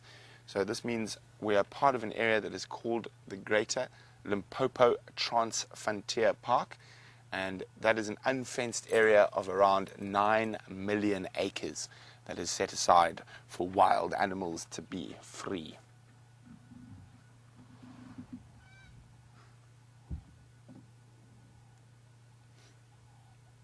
So he's not moving too much, and I can hear an interesting bird making a noise. So Tyrone was wondering, what is my favorite animal? Tyrone, sorry, I was laughing at the way the leopard's lying. He's just got his bum out in the air. So Tyrone, my favorite animal is the African wild dog. You know, it's for me, the most exciting animal to follow because they're always moving and they're also really, really active hunters, and they hunt twice a day. But there's the bird who's been making all the noise. It is called a hammerkop. Basically translates to hammerhead. His head is shaped like a hammer, and it is a type of heron. But these little guys build the biggest nests.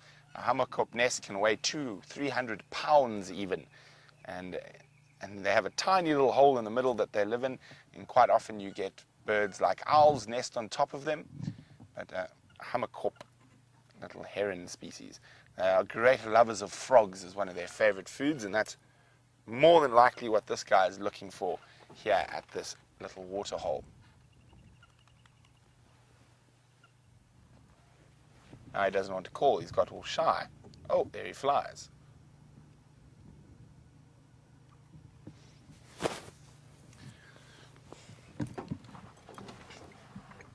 Brendan's asking what types of monkeys live in the reserve.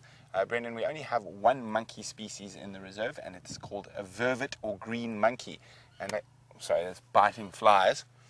They have been introduced into parts of North America, I think, down in the south, in the Caribbean. I think you call them green monkeys there, but it's called a vervet monkey.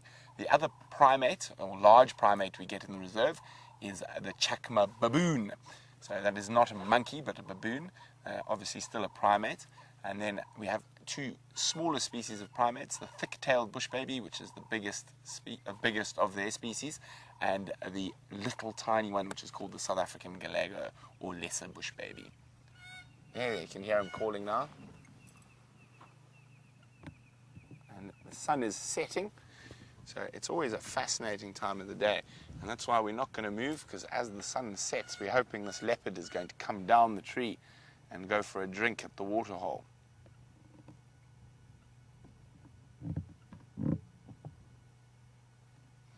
While Bryan and I observe the beauty of the setting sun, Sam has got a big buffalo to show you.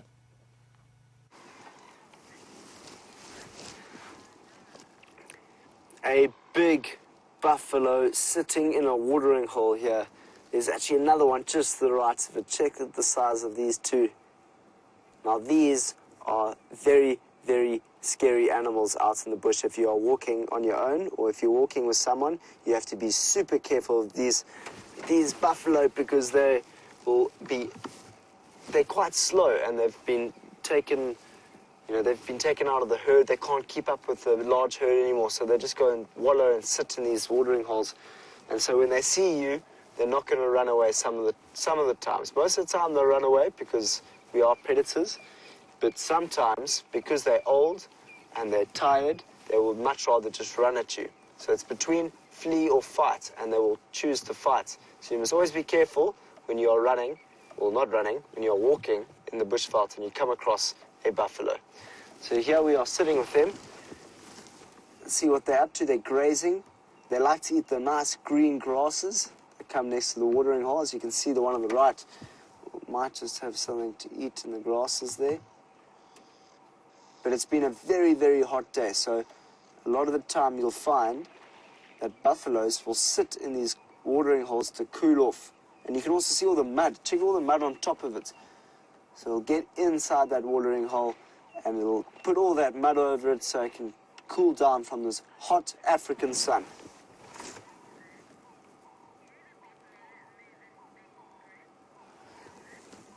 David is asking, do buffaloes move in big groups? Yes, they do move in big groups. What we're seeing at the moment is a couple solitary males who can't keep up with the large herds anymore. But you get really, really big, large herds. We saw about 100 this morning, hey, Dave? Yep. We saw about 100 buffaloes in their herds, and normally in those herds you'll find, much like the elephants that we saw a big bull elephant a bit earlier. Now we're seeing big bull buffaloes, and they will be solitary as they get towards the end of their lives. But we often see big herds, and they will consist of mainly females and youngsters. So when you're following those big, large herds, you often find lions and other predators that will be walking and lurking behind these herds to see if they can catch a small little buffalo to take home for the evening. So, yeah, you get some big, big herds here in the reserve, and it's fascinating to watch them. These guys love to just wallow and relax in this nice, cool water after a very hot day. It got to about 83 degrees Fahrenheit today. I think that's right, somewhere around 83 degrees Fahrenheit. So it gets very, very hot out here in the bush. 86 was the exact temperature that it got to today. It was 86. So you can imagine it gets very hot out here. You're an animal. You can't just go find a tap and have something to drink. You need to find water, and you just sit in that water.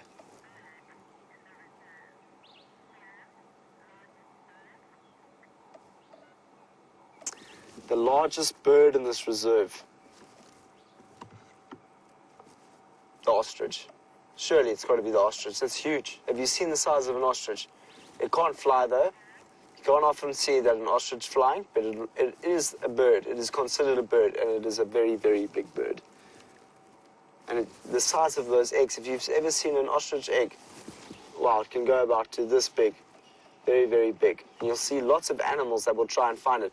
If you've heard of a honey badgers will often find the big eggs of the ostrich, and then they'll roll around it until it cracks, and then they'll eat what they can out of an ostrich egg.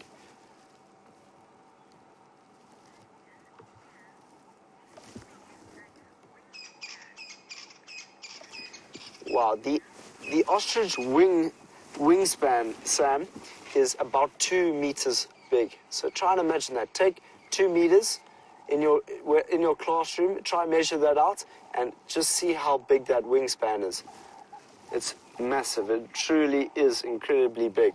And just imagine if that bird could fly. Imagine the ostrich could fly. Imagine you saw those huge birds flying around this African bush. It would be quite a magnificent thing to see.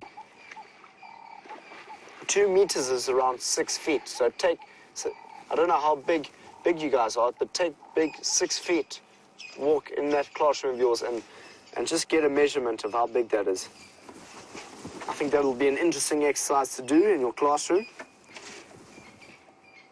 But you can see this buffalo is so happy as he relaxes in his water and eats his grass.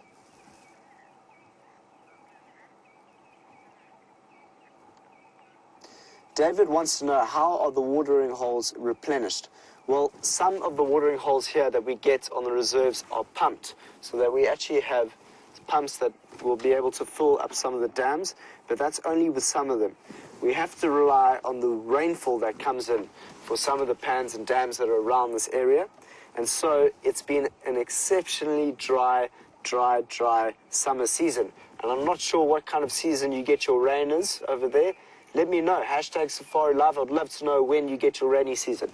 Here in the bush, the rainy season is in summer, and we've just had summer. We are coming into winter, and we hardly got any rain this past summer. So this winter is going to be super dry, and I would recommend following us during the next couple of months, because all this is going to turn a beautiful golden color, and then it will all fall, and this bush will become barren, and there's only going to be a few watering holes.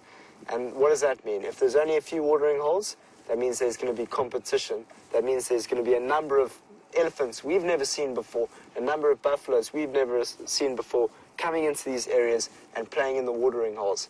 What comes with mammals such as buffalo, and mammals such as ellies, and not eland, we don't get eland here, kudu, and nyala, you get predators such as the leopard and the lion.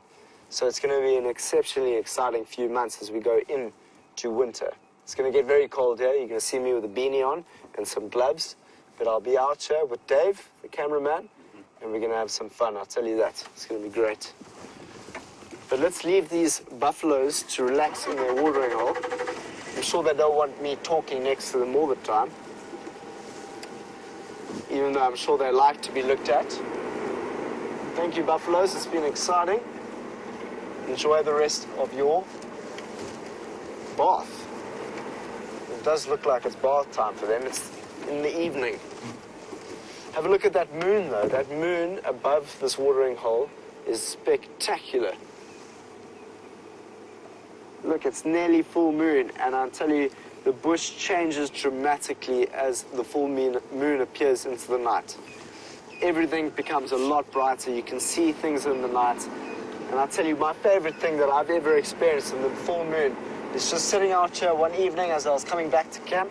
I switched off my vehicle to listen to the sounds of the night, the different birds that come out at night time, and I had a whole breeding herd of elephants. And if you remember earlier, we spoke about breeding herds of elephants, which were females and the youngsters, and I was just sitting there and they came up the crest, which is like a small hill, and they all walked next to my vehicle, and I just sat there in silence with the moon, with the stars above me, and the gentle giants elephants walking next to me. Those are the moments in my life that I'll never ever forget, and I'll cherish them forever.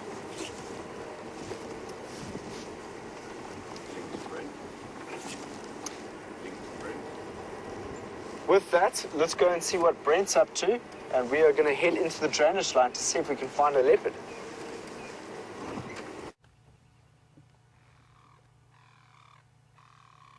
So the Thumb's coming to say a quick hello before it gets too dark. Hello, Thumb. And it's not the only thing coming to say hello. Quarantine is now looking off into the distance. Not too perturbed.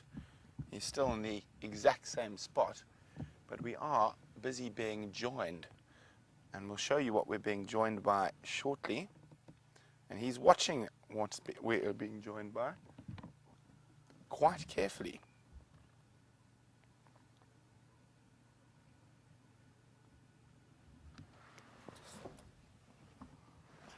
So if we come all the way around, you can just, I heard them coming well long before we saw them, but it looks like a nice herd of elephants on their way here. You can just make out some grey shapes through the bushes at the moment.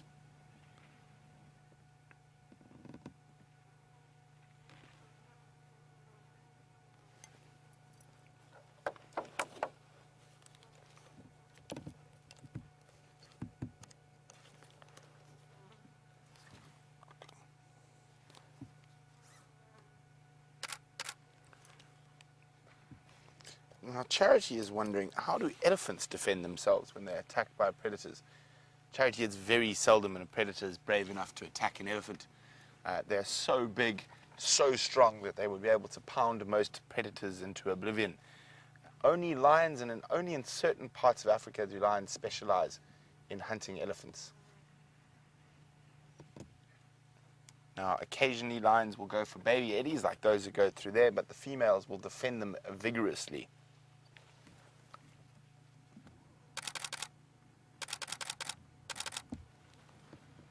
So that clickety-click you heard is just me taking a few pictures.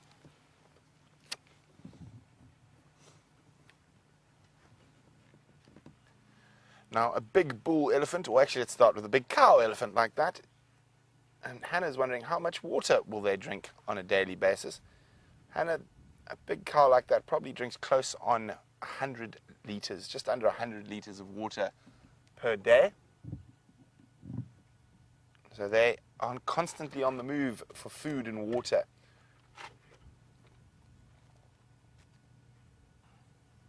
Looks like these ones aren't thirsty. They're just carrying on past the waterhole.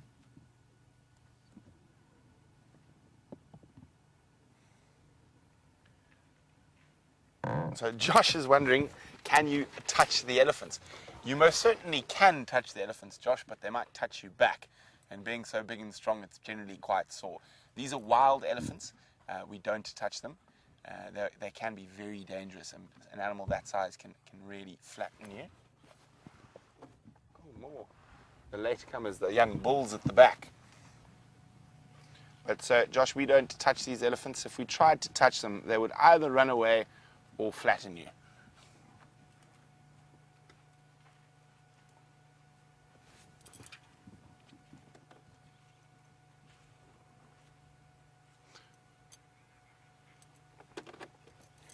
So Sam's wondering, do elephants' tusks continue to grow through their life?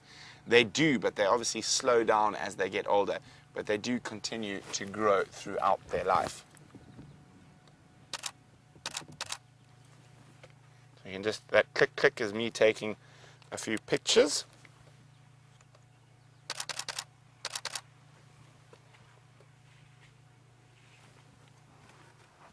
Maybe this Eddie herd is going to stop for a mud bath.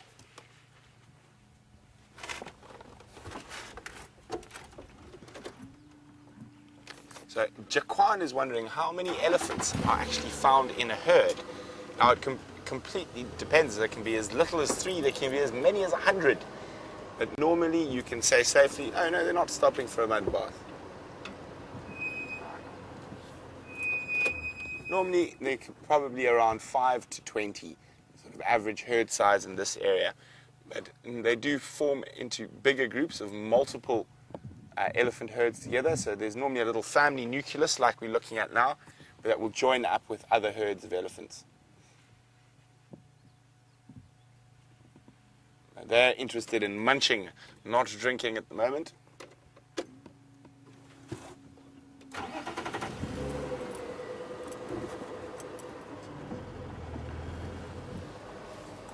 So Gannon and Chloe are wondering, what do elephants eat? Well, they eat lots of things. So they eat lots of the different trees and bushes we get here, and they also like grass. So during our wet season, our summer months, when there's a lot of grass, 80% of their diet is made up of grass.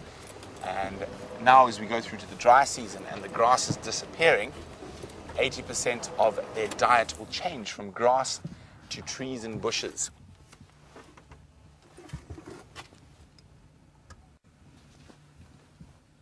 Here we go, there's Mr. Q.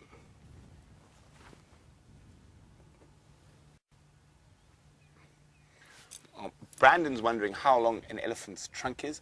On a big male elephant, probably over 2 meters. No, probably close on 2.5, 3 meters. And on the females, obviously slightly shorter. Well, this leopard,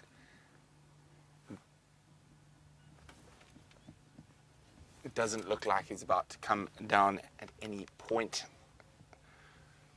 too soon. At least his eyes are open. They weren't open a little bit earlier.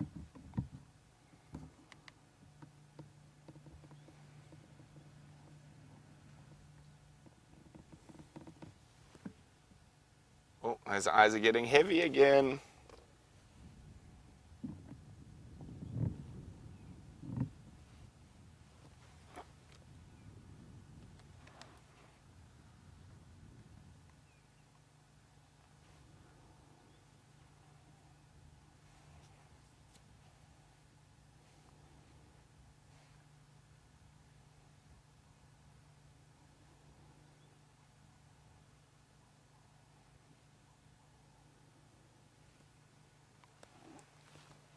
Just listening carefully to see if there are any more ellies coming.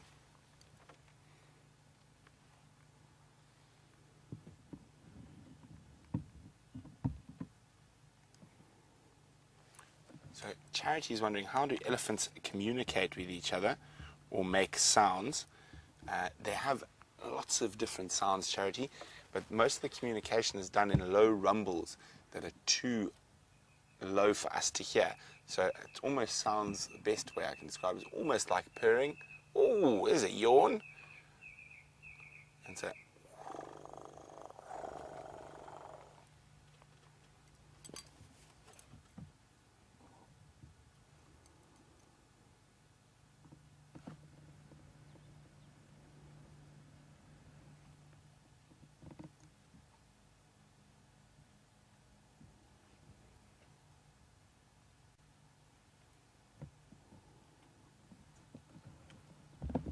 he comes down the tree. Look at this. Oh, stretching. He's going to come down right next to us. Oh, look at that. It looks like he's got a reasonably full tummy. He's still watching those elephants in the distance.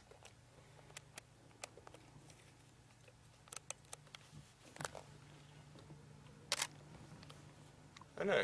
Yes, he's coming round the tree. Is he going to come down in front of us? What is he doing? Yes, he is. Good boy. Oh, isn't that stunning?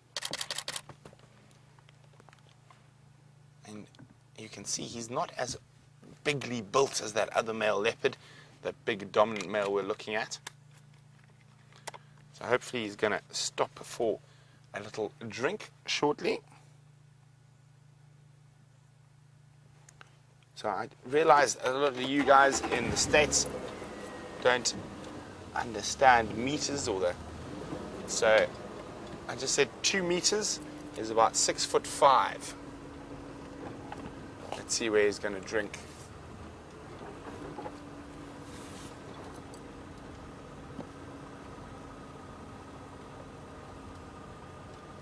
Well, you could definitely eat.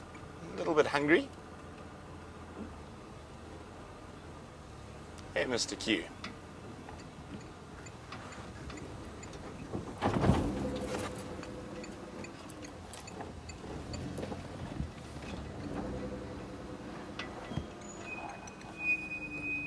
So he's looking for a spot where he doesn't have to get his toes muddy.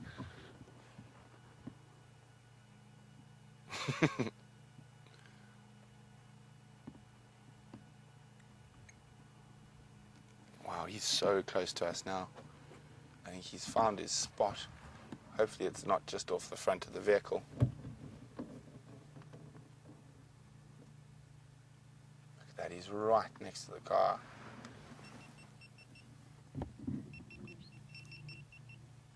There he goes. I think he's going to find a spot sort of over there where there's a bit of harder mud. He's going to be able to drink. There we go.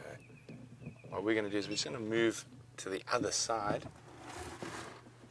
Let's just wait a second. He might drink for quite a while. Sometimes leopards, especially if they've been sleeping for a while, will drink for a long time.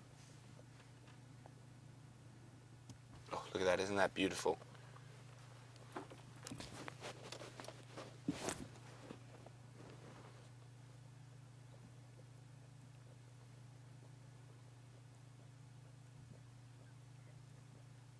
You can actually hear him lapping the water.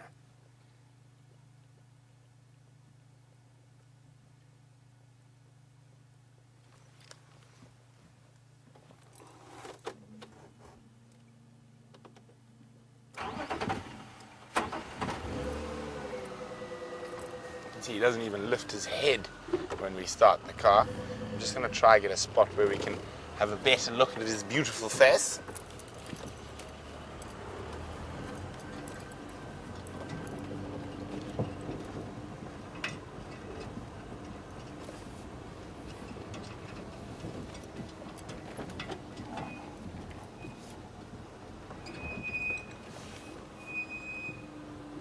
How's that, Bryan?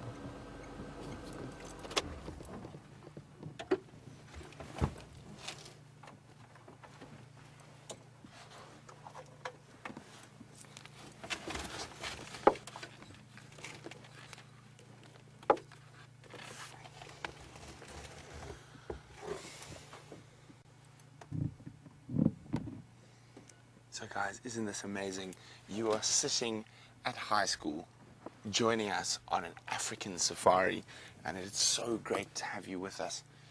And I'm very happy the animals have decided to play along for your class today, and we've had some amazing sightings already.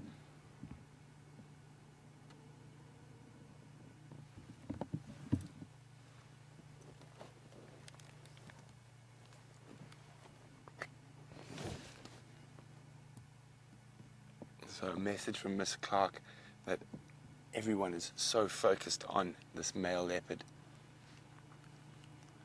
And he's going to walk past Bryan. Now this male leopard is a firm favorite of many of ours. I've actually been tracking him on foot before, and he's followed me back to the car, and he's such a cool leopard.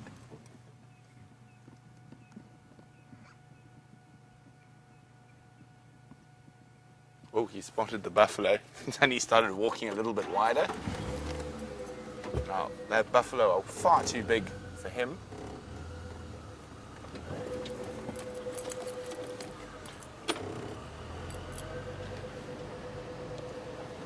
Quarantine's now mobile north from 3-in-a-row.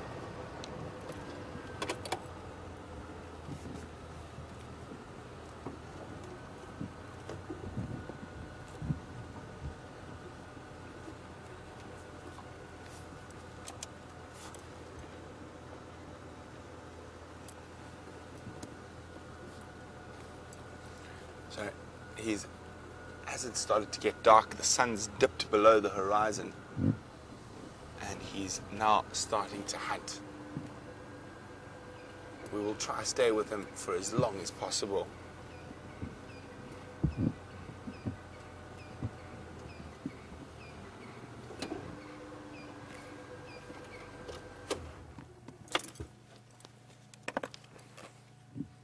See how he stops, listens, see if there's any potential prey up ahead.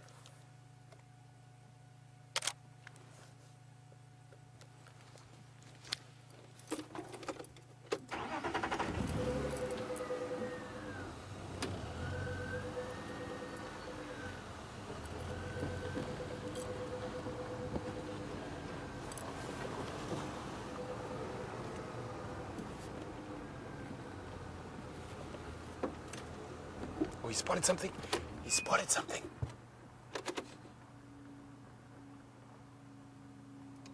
Look at him go. I think it was a squirrel or something small that managed to evade him. So when leopards stalk a big antelope or whatnot, they take their time. When it's something small, sort of an instinctive or perchance encounter with something like a squirrel or a francolin, they often will just take that chance and run.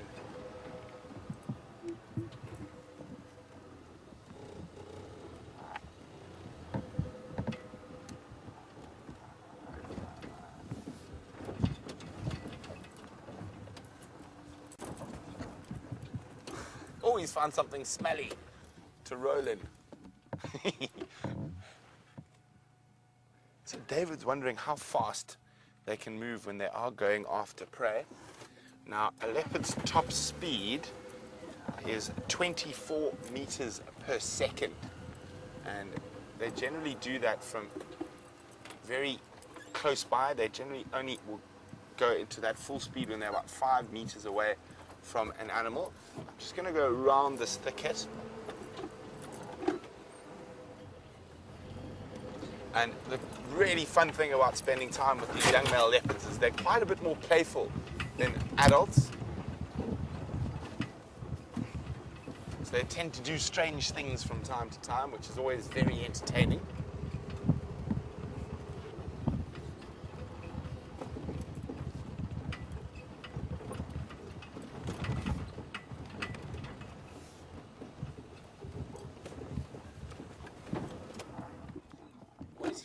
He's chasing birds. He's just having some fun chasing some little birds that he's no real interest in catching. He chased after a testicular, which is about an inch long. Oh, he's going up the tree again. See, this is what I was talking about with young male leopards. They tend to be full of fun.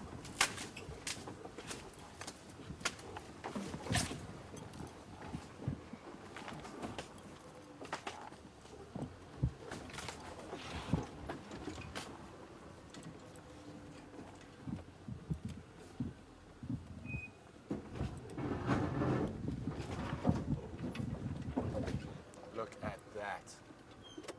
Isn't that absolutely gorgeous?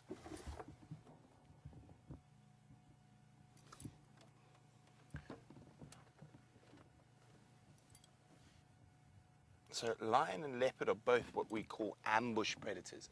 So they like to stalk till they're closer and then charge. Leopard prefer to be closer than lions before they make that charge, but lions tend to chase their prey for a bit longer, and often they're going for much bigger prey, like a buffalo that's a bit slower. Now, a male leopard's favorite prey is an impala, and I think that's what he's doing. There's an open area up ahead, and I think he's climbed up just to have it checked to make sure there's no potential prey species there.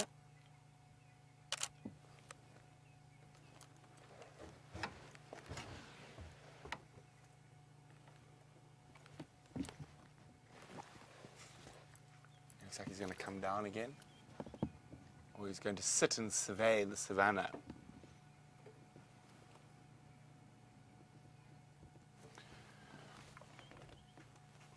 Charity's wondering, why doesn't the leopard attack us? Well, firstly, Charity, it doesn't know we're here as a person. So if we had to stand up and they could see the bipedal figure of a man, it might cause him to run away or attack.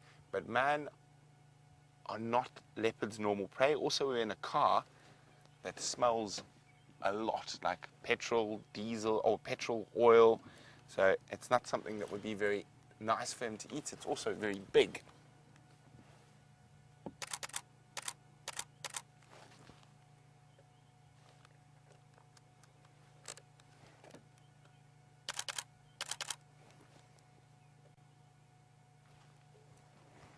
Isn't that just beautiful? So male leopards tend to do less of this type of behavior, the sort of running and jumping and climbing trees. They're a bit heavier, and going up the tree is a bit more work. Not to say they don't, but they're just a little bit less playful.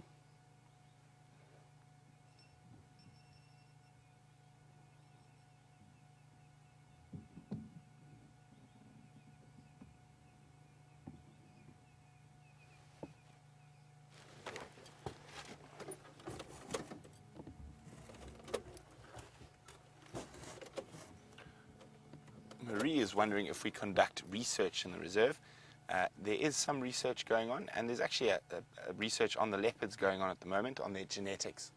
So if we find any poo of a leopard we don't know, we have a little vial with us that we collect and then hand it off to the scientists, who then go study the genetics in it to try to figure out the lineages, how related the leopards in the Sabi Sands are, what's happening with inbreeding, and things like that.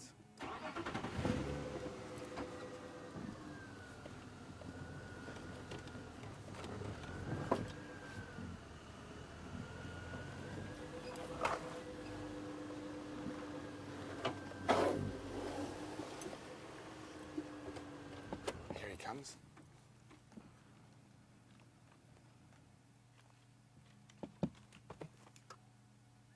Giving us a good show today, Mr. Q. And you can see how he completely ignores the vehicle. Look at that. What a beautiful leopard.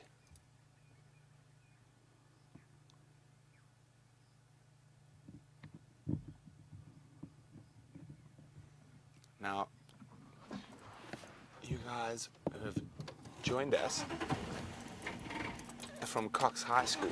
This leopard is quite a special leopard. We saw him a lot when he was a bit younger. He used to live on Djuma, and now he pops up all over the place trying to avoid the big males.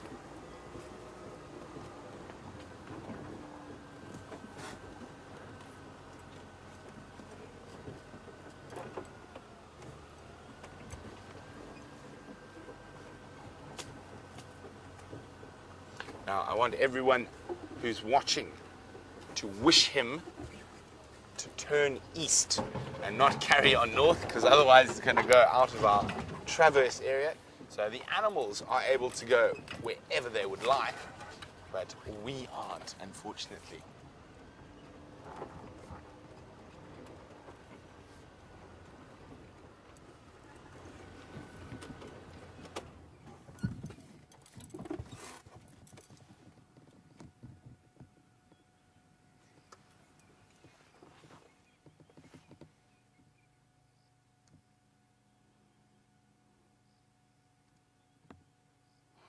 He's just stopping and he's listening.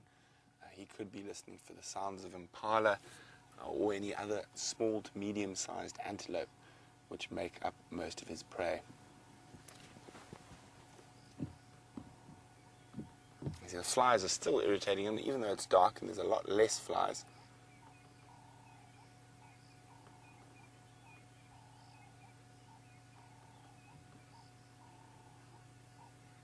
Lovely cool breeze. You can just see the grass moving.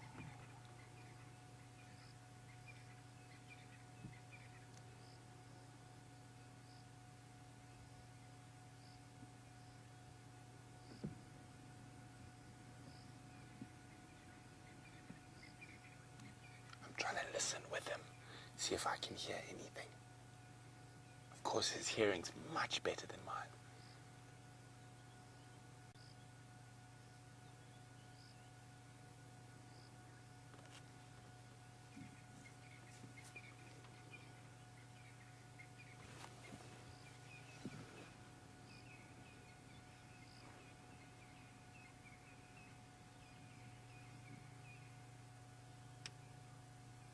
I can't hear anything. Maybe he can, with that fantastic hearing of his. But see how he moves his ears around and focuses them in the direction he wants to listen.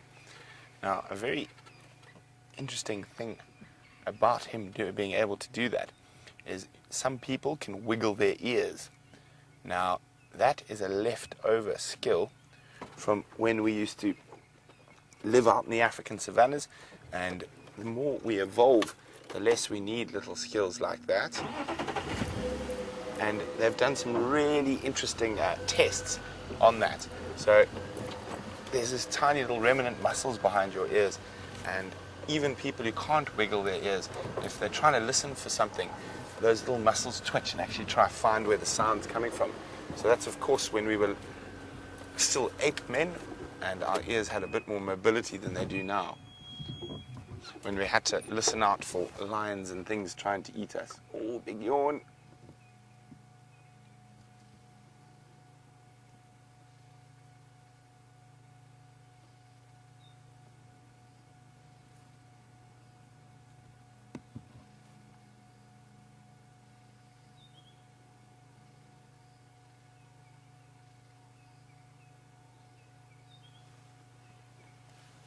how beautiful those eyes are.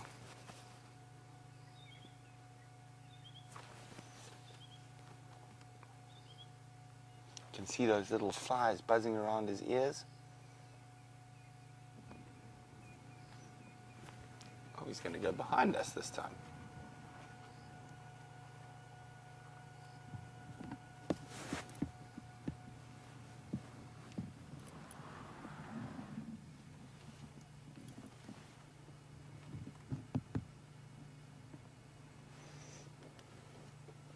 So we're going to keep with him as he moves through the bush. Or we'll try keep with him. If he goes into an area that's too thick for us to follow at night, we'll just let him be.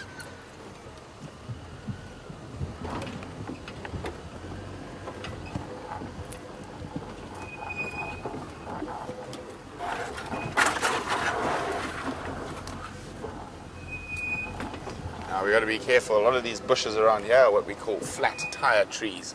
The zebra wood, one of the most dense and hard woods. It doesn't have any thorns, but it's got spines that give us quite a few flat tires.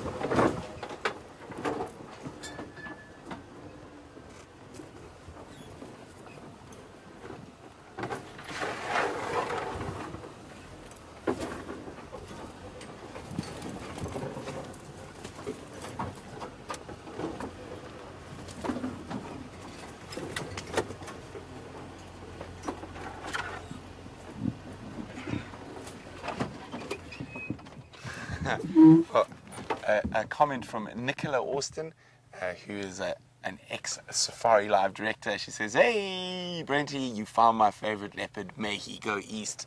Well, Nicola, it doesn't look like he's listening to you and he's going west, but nice to have you watching the show.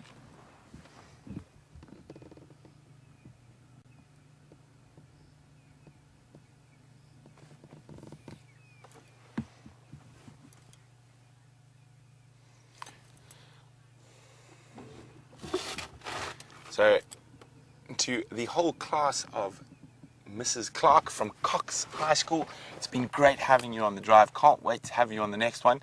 Don't forget, you can always watch us when you're not at school. It's quite fun. But until the next school drive, we're going to love you and leave you for now. We're going to stay with this leopard for as long as possible.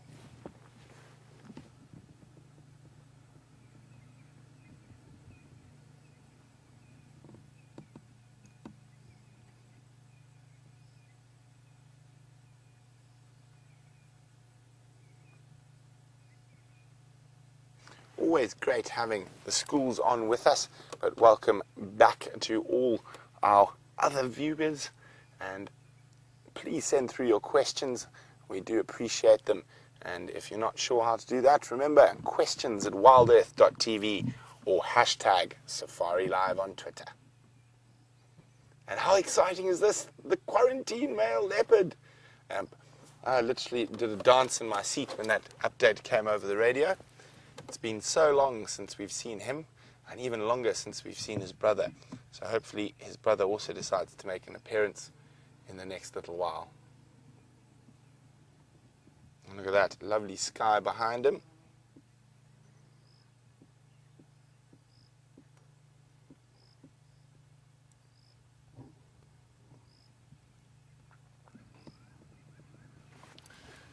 James Richard says if he had to be an animal for a day, it'd definitely be Q. He's sleek, agile, and an absolute beauty. Well put, James. I agree with you completely. Although I do think his brother's a little better looking.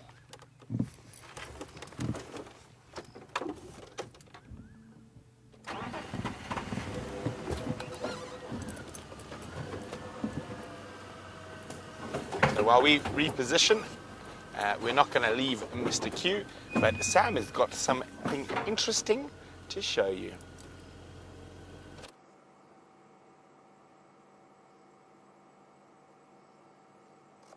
Yeah, Kirsten, we've got a good one.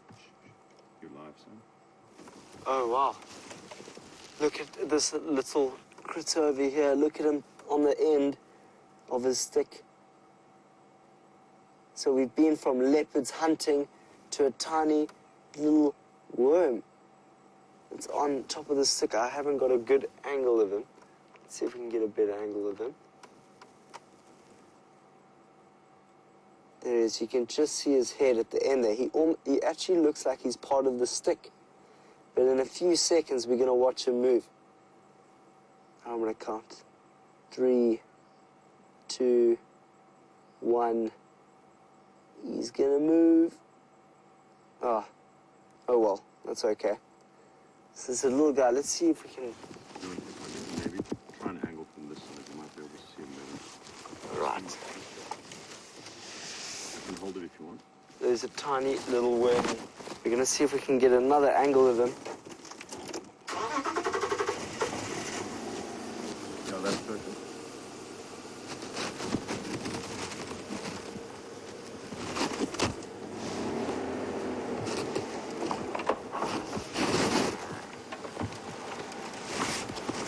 So it looks like we lost that little worm.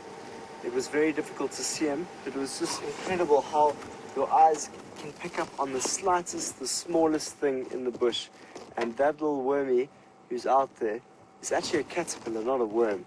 And he's going to be out there grazing or browsing on the leaves, and he'll turn into a beautiful butterfly when the day comes, and he'll go and mate. And butterflies can only live up to around 3 days. So it's just an incredible thing to see a caterpillar in the flesh like that. Let's just see if we can see him one more time. Dave said you can see him there.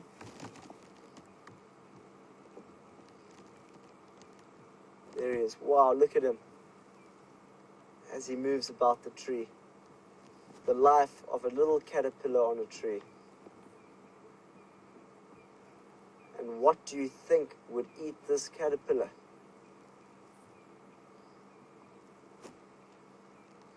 Potentially a little birdie that is coming for his snack to eat at night time. It's amazing when you see these little creatures that are lurking in the night, lurking in the day. They're all there. You just have to open your eyes a little bit more to see the small things in life. And it's just incredible to watch him move on these leaves. Wow. Just going to move into a position.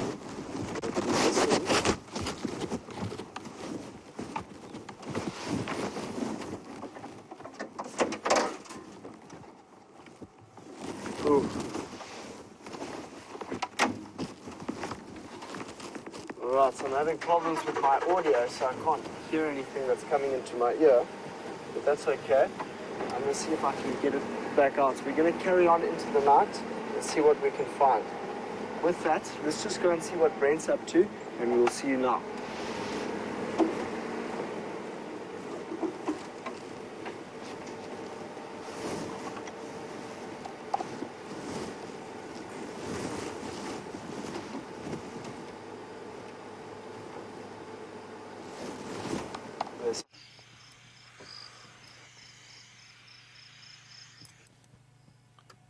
There he is. He hasn't moved. Still grooming. Well, he was grooming half a second ago. Looks like biting at the flies.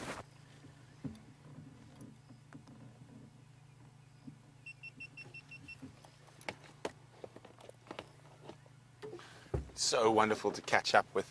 Look at him. Yes, I'm sorry. I also get very annoyed at them. I swat myself constantly. So he is looking a little hungry. Not too bad. He's still looking in wonderful condition. Look at those eyes. I know a lot of you have missed that face.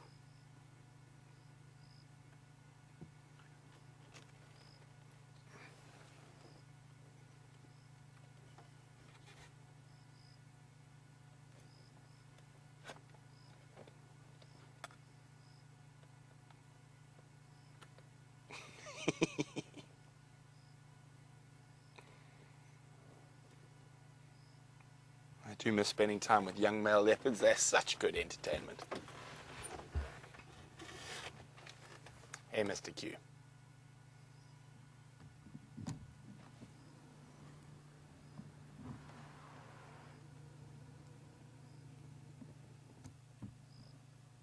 It's so exciting to have him back. And the moon out enough yet, Bryan? Well, we might just be able to start getting some good shots. Yes, we've got the camera that has some night vision capability, so we might be playing with settings in a few seconds. Oh, that's a bigger stump. Okay. Unfortunately, he is very close to the boundary.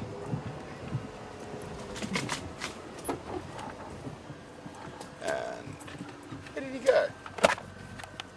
Maybe he went up to, yes, good old cue, termite mound.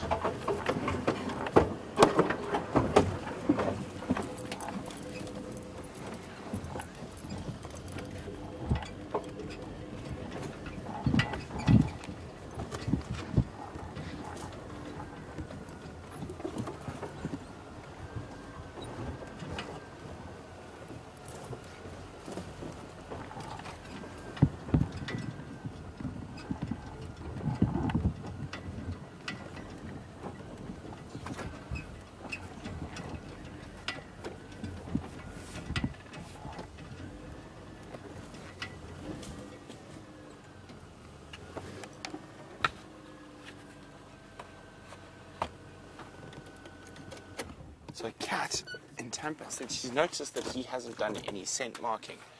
Is that because he's young and hasn't an established territory yet? That is spot on, Kat. If he decided to start scent marking, the male leopards who just chase him now might take a serious offense to that and really start harassing him.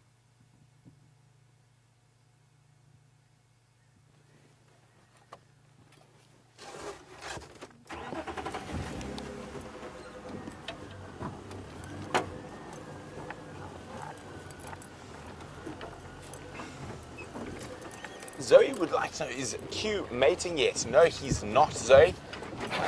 He's still quite a few years away from being able to mate. And he's probably capable of mating, but the male leopards, the adult male leopards wouldn't let him.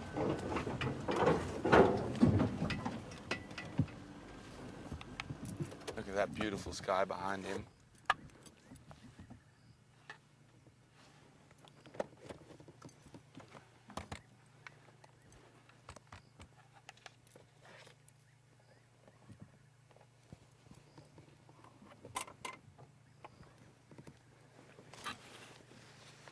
So this is the joy of this camera. I mean, he's right at the edge of our side lights, but still it's coming through really nice and bright for you.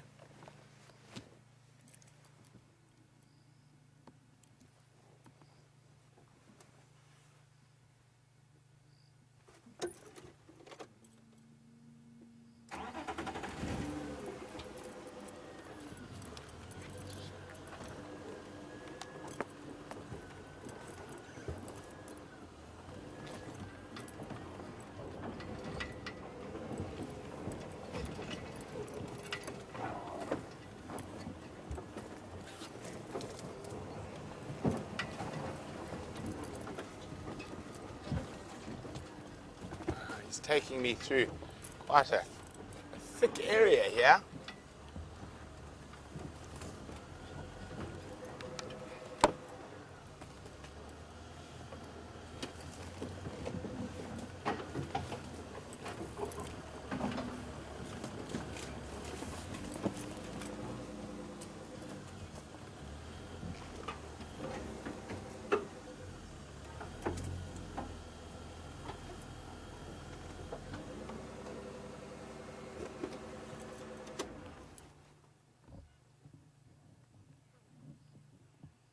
Isn't this just so special? A real treat to be with the quarantine male leopard again. Definitely quite a bit bigger since the last time I saw him. And it has been quite a while. I can't actually remember the last time I saw Mr. Q.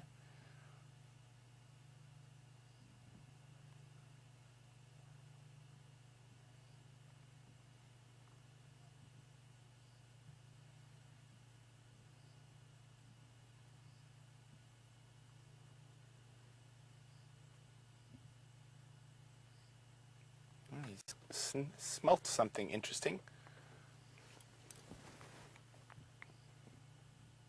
Not that interesting, though. Unfortunately, he is continuing in the wrong direction, but we will stay with him as long as possible.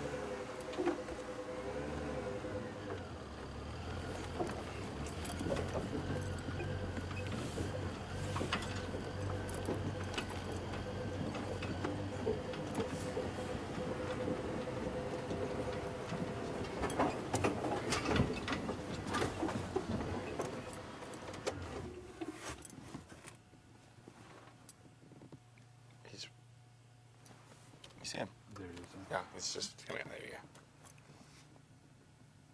His ears listening intently to the sounds of the bush, the sounds of a potential meal.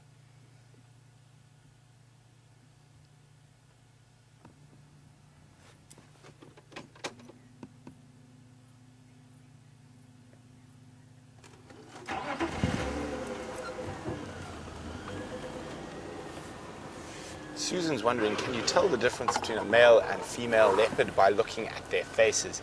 Yes, the males are quite a lot bigger, and even a leopard of about a year old is already bigger than his mom. So there's quite a big size difference. The males can be upward of 50% bigger than the females. So just their size, and of course with that size comes a bigger head.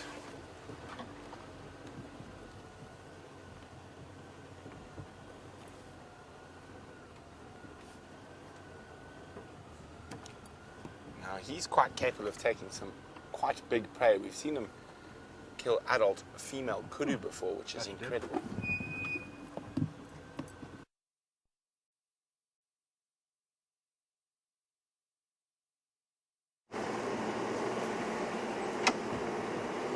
Tell me when we're there. Right, everyone, we've just come through to the bush and we saw something quite cool just now. And I wanted to see if I could show you all. We're just reversing slowly in the darkness. I have to be take a little bit of concentration on trying to find. There we go. Ooh, I'm just going to try to get into a better position.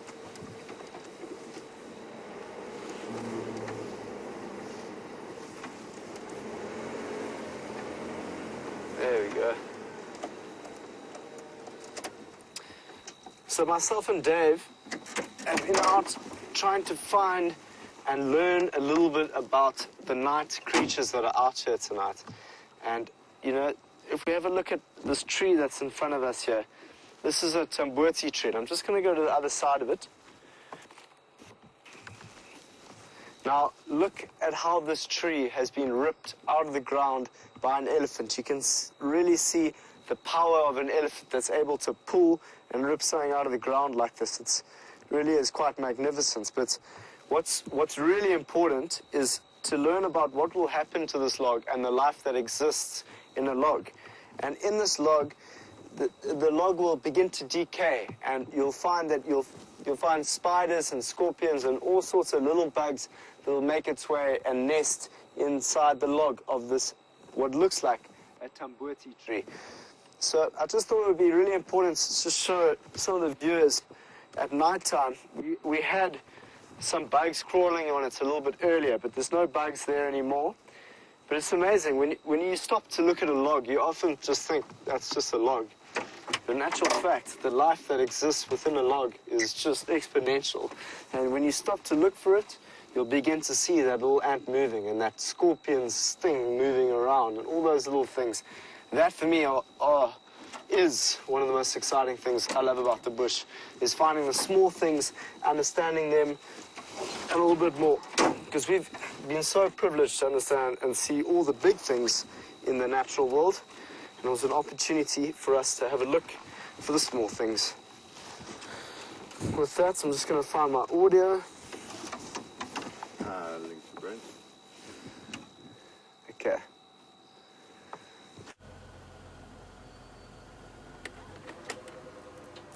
Quarantine's just spotted something, and he's crossing our boundary. Lights are going down. But we've got the night vision camera. We're going to try and play with the settings. I can't see anything now. It's pitch black. There we go. I'm looking at the monitor. I can just make him out. But that is, he's right on our northern boundary at Cheetah Plains. He has seen something just from his behavior.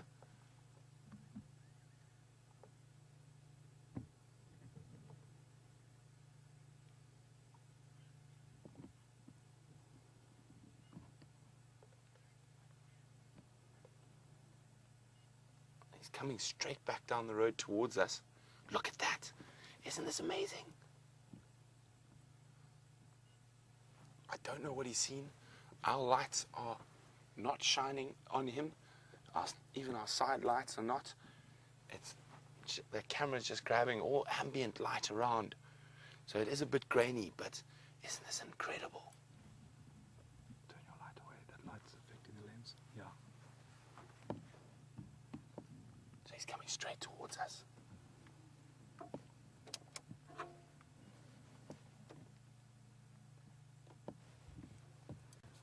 So that light he's popping into now is the light that shines onto me, so it's a very dull light. He's going around the side of the car. Oh dear. Can you see him, Bryan? He's right behind us. Whoopsie. There goes my binoculars. Sorry about that.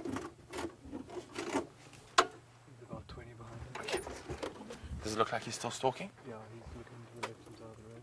Okay.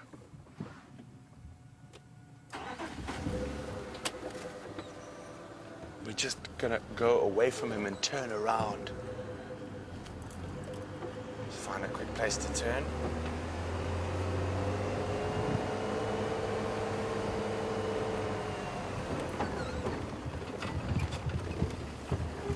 I wonder what he's seen. This is so exciting.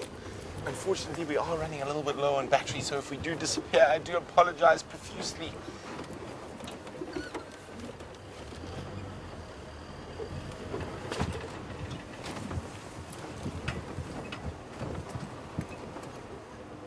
So there we go. I literally cannot see that. The only way I can see it is to watch my monitor.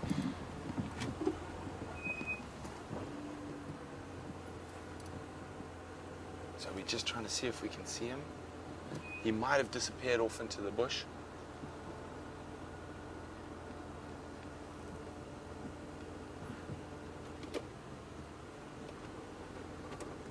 Just trying to see if I can see his tracks in the road. Yes. There's his tracks there. They are. And his tracks still go down the road, so...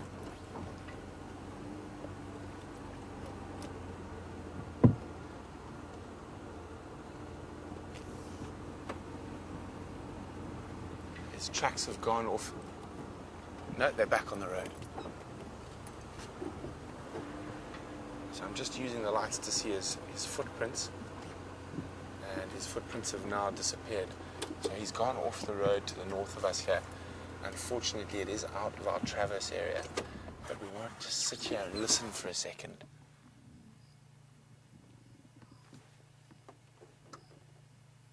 Now, while we sit and listen, we can have a look at the moon.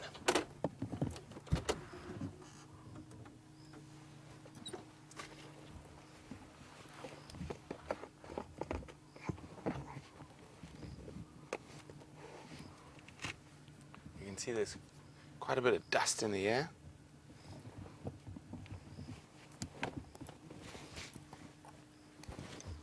Bryan will fiddle with the settings now.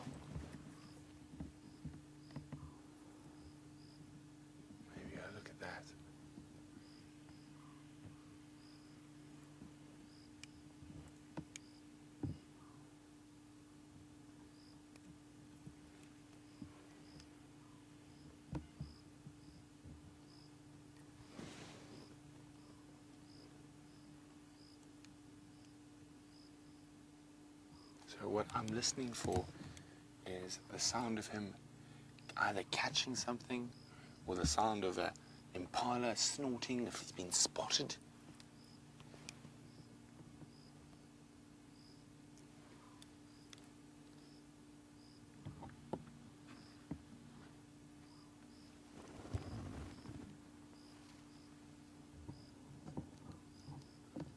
moment, all I can hear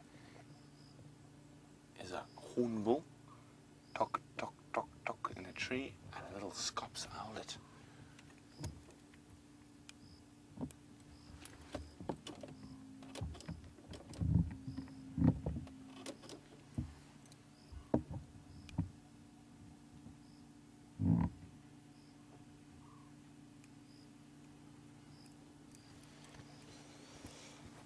So it looks like whatever he's stalking is off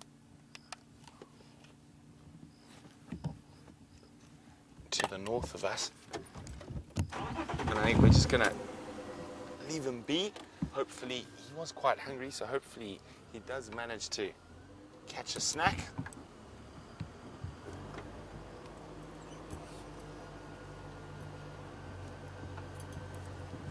Oh, let's go out of flow range. A bit quicker to reverse that way.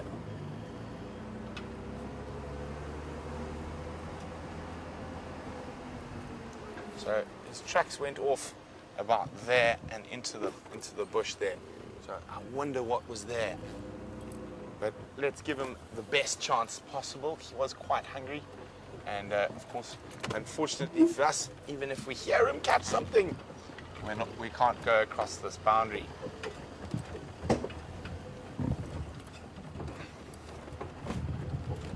Oh, so exciting to see Q again.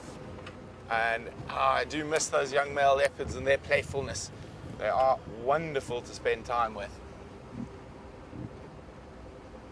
Definitely might be worth coming to have another look around here in the morning. Those male, he might move up and down. He might, if he does catch something there, he might go for a drink at the 3 in a row pan where we found him today.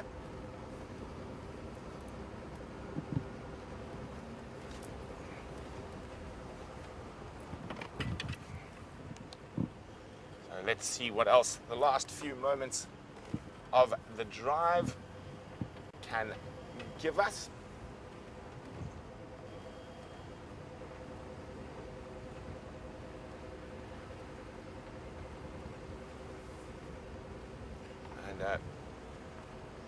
A big thanks to Ephraim who let us know about the quarantine male being here. So definitely worth the long road down to Cheetah Plains this evening to catch up with one of our favorite boys.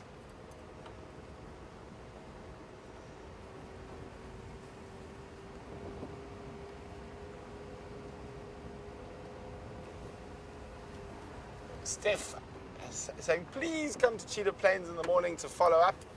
Steph, I think tomorrow morning I'll have a word with James and Sam, make sure one of them does.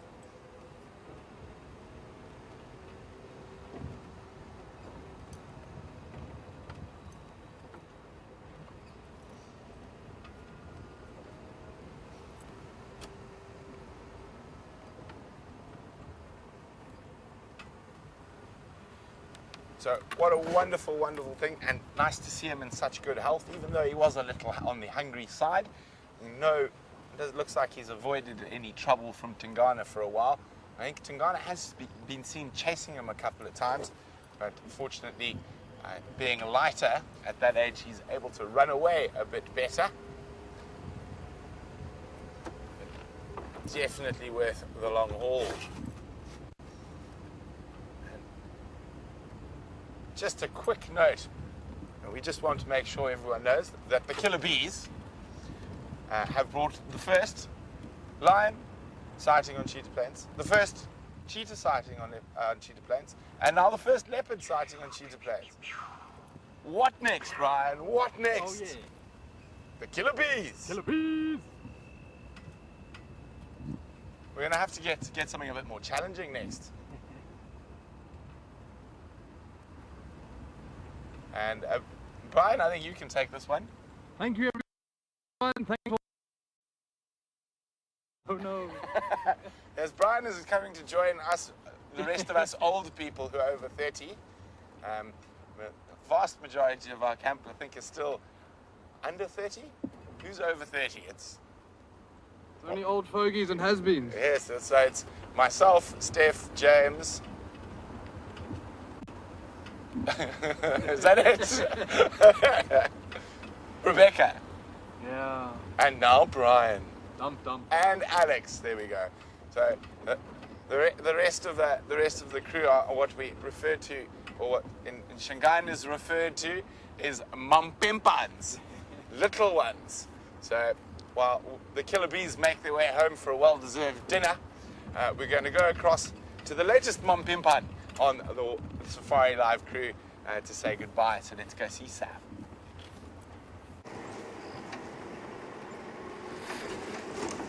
Well, so everyone's been sitting with leopards and with Brent. I've just heard that it's been fascinating, it's been fun.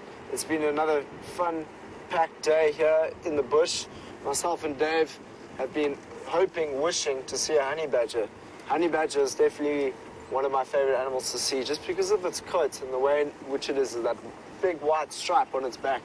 I mean, how many of you have seen a honey badger on drive here at SafariLIVE? Let me know if you have seen one. Send us the picture of it. I would love to see it. Honey badgers are such cool animals, and we are hoping to find a honey badger. I know it's not very easy. It's much like finding a pangolin or an aardvark, but you know, you've got to have positive mindset. So we've got 1 minute to find. We've got 1 minute. Dave, do you reckon in 1 minute we can find a honey badger? Let's try. All right. Looking left. Looking right. Okay, I'm just going to do this. Dave, you can have a look around. While I'm doing that, I just want to end off by saying that it has been the most epic few days here at SafariLIVE. Myself and Dave have thoroughly enjoyed taking everyone out into the bush and showing them something about wild dogs, about leopards. I mean, that leopard in the tree today was unreal. It was so cool, and I'm so glad you guys were there with us to join us for that. Kirsty and as the director, and Rebecca, your sidekick, thanks so much for helping us out here today. It's been incredible. Brent, you're a legend. Dave, you're a master. We'll see you later. Goodbye.